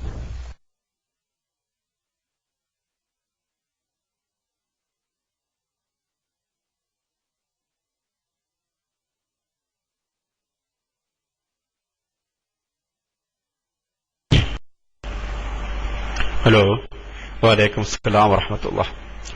വീണ്ടും ഉസ്താദിന്റെ ചോദ്യത്തിന്റെ മറുപടി ഇതന്നെ ഞാൻ വീണ്ടും ടെസ്റ്റ് അടിക്കാണ്. ആ സൂറത്ത് ബനി ഇസ്രായേൽ ആയത്തന്നെയാണ്. ഇത് ശരിക്ക് സത്യം പറഞ്ഞാലേ ശരിക്കും ഗവൺമെന്റ് ഡോക്ടേഴ്സാണ് ശരിക്കും ഈ ഭാഗം ഡീൽ ചെയ്യുന്നത്. നമ്മൾ പ്രൈവറ്റ് ഡോക്ടേഴ്സ് പറഞ്ഞത് നിങ്ങളിപ്പോ നേരത്തെ ചോദിച്ച ചോദ്യം പോലെ തന്നെ പേപ്പറിലുള്ള വിവരങ്ങൾ മാത്രമേ നമുക്കിത് കിട്ടുന്നുള്ളൂ. അല്ല നമ്മൾ ശരിക്കും ഗവൺമെന്റ് ഡോക്ടേഴ്സ് ആണെങ്കിൽ അവർക്ക് ഇതിനെക്കുറിച്ചുള്ള ഇൻഷുറൻസും ഗവൺമെന്റ് കൊടുക്കുന്ന എല്ലാം കൂടുതൽ അറിയാം. സത്യം പറഞ്ഞാൽ എനിക്ക് ഇതിനെക്കുറിച്ച് അധികം വിവരം അറിയില്ല. അതുകൊണ്ട് തന്നെ അതിനെക്കുറിച്ച് പറയുന്നത് ശരിയാണെന്ന് തോന്നുന്നില്ല. കാരണം ഈ പിന്നെ ഗവൺമെന്റ് പല പല പോളിസി ഉണ്ടാവും. അപ്പൊ അതെല്ലാം ശരിക്കും ഡീപ്പായിട്ട് പഠിക്കാൻ നമ്മൾ അതിനെക്കുറിച്ച് കൂടുതൽ പറയുന്നത് ശരിയല്ല. അതുകൊണ്ട് തന്നെ മലപ്പുറക്കാരനെ മയക്ക് കൊടുക്കുന്നു. പറഞ്ഞത് സംഭവം എനിക്കറിയാം, എത്ര തന്നെ അറിയുള്ളൂ. ഇങ്ങനെല്ലാം ഗവൺമെന്റ് പല പോളിസികളുണ്ട്, അവരത് പലതും ചെയ്യുന്നുണ്ട്. പക്ഷെ അതിന് വേറെ കാര്യം ശ്രദ്ധിക്കേണ്ടതെന്ന് വെച്ചാൽ അത് ഈ കൂട്ടത്തിൽ പറയാൻ മാത്രം. ശരിക്കും നമുക്കറിയാം, നമ്മൾ മലപ്പുറം മിക്കാളും മലപ്പുറം, കണ്ണൂർ, കോഴിക്കോട് ജില്ലയാണ്. ഇനി അല്ലാത്തവരുണ്ടായിരിക്കാം. ഇനി മറ്റുള്ള ജില്ലകളിലെ ആളുകൾ ഇങ്ങനത്തെ ഗവൺമെന്റ് പല പോളിസി അവർ വളരെ അതിനെക്കുറിച്ച് അവെയറാണ്. നമ്മൾ മലപ്പുറം ജില്ലക്കാർക്ക് അതേപോലെ ബാക്കിയുള്ള അവയർനെസ് ഇല്ല. അതുകൊണ്ട് തന്നെ ഈ ഇങ്ങനത്തെ ഗവൺമെന്റിന്റെ ഇതെല്ലാം ശരിക്കും നമുക്ക് കിട്ടാതെ മറ്റുള്ള ആളുകൾ അവയർനെസ് കാരണം അവർ തട്ടിക്കൊണ്ട് നമുക്ക് പറയാൻ കഴിയില്ല. അവരത് വാങ്ങിക്കൊണ്ടുപോകുന്നുണ്ട്.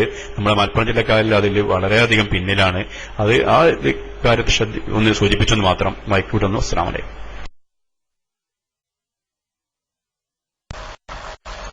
ഹലോ, അസ്സലാമു അലൈക്കും.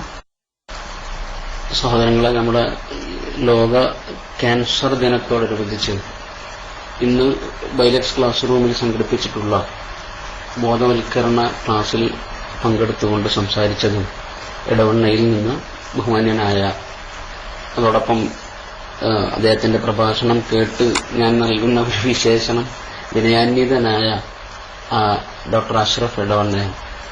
അദ്ദേഹത്തിന്റെ വളരെ ഉപകാരപ്രദമായ ഒരു ക്ലാസ്സാണ് നമ്മൾ ശ്രവിച്ചത്. ഒരുപാട് സംശയങ്ങൾ ഇനിയും പലർക്കും ബാക്കി നിൽക്കുന്നുണ്ടാകും എന്നത് അതിന്റെ സ്വാഭാവികതയാണ്.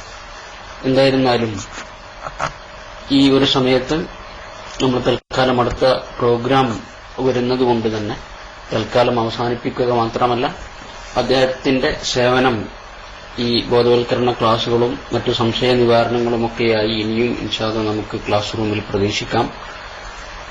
അതോടൊപ്പം ഇനി അദ്ദേഹത്തോട് അവസാനമായി ഒരു 2 മിനിറ്റ് കൊണ്ട് നമ്മുടെ ക്ലാസ് ഒരു കൺക്ലൂഡ് ചെയ്ത് പുതിയ തലമുറ, പുതിയ ഒരു കാലഘട്ടത്തിൽ ഈ ക്യാൻസറിന് പ്രതിരോധിക്കുവാനും അതോടൊപ്പം വിശുദ്ധ ഖുർആനിലേക്ക്, അല്ലെങ്കിൽ അള്ളാഹു പലയിടത്തും വിശുദ്ധ ഖുർആനിൽ വിശേഷിപ്പിച്ച ദൈവിക പ്രകൃതി എന്ന ഒരു ശീലത്തിലേക്ക് മടങ്ങുവാനും വേണ്ടി നമ്മൾ എന്താണ് ശ്രദ്ധിക്കേണ്ടത് എന്ന് അവസാനമായി ഒന്ന് കൺക്ലൂഡ് ചെയ്ത് പറയാൻ കൂടി അഭ്യർത്ഥിച്ചുകൊണ്ട് ഞാൻ അവസാനിപ്പിക്കുന്നു. അതിനുശേഷം ഇൻഷാ അല്ലാഹ് അബൂ റസീൽ ഉസ്താദ് മൈക്കെടുക്കുന്നതാണ്. നമുക്ക് തജ്വീദ് ക്ലാസ് ആരംഭിക്കാം. ഡോക്ടറെ അത് കൺക്ലൂഡ് ചെയ്ത് അവസാനിപ്പിക്കുന്നതിന് വേണ്ടി ക്ഷണിച്ചുകൊണ്ട് നിർത്തുന്നു. അസ്സലാമു അലൈക്കും.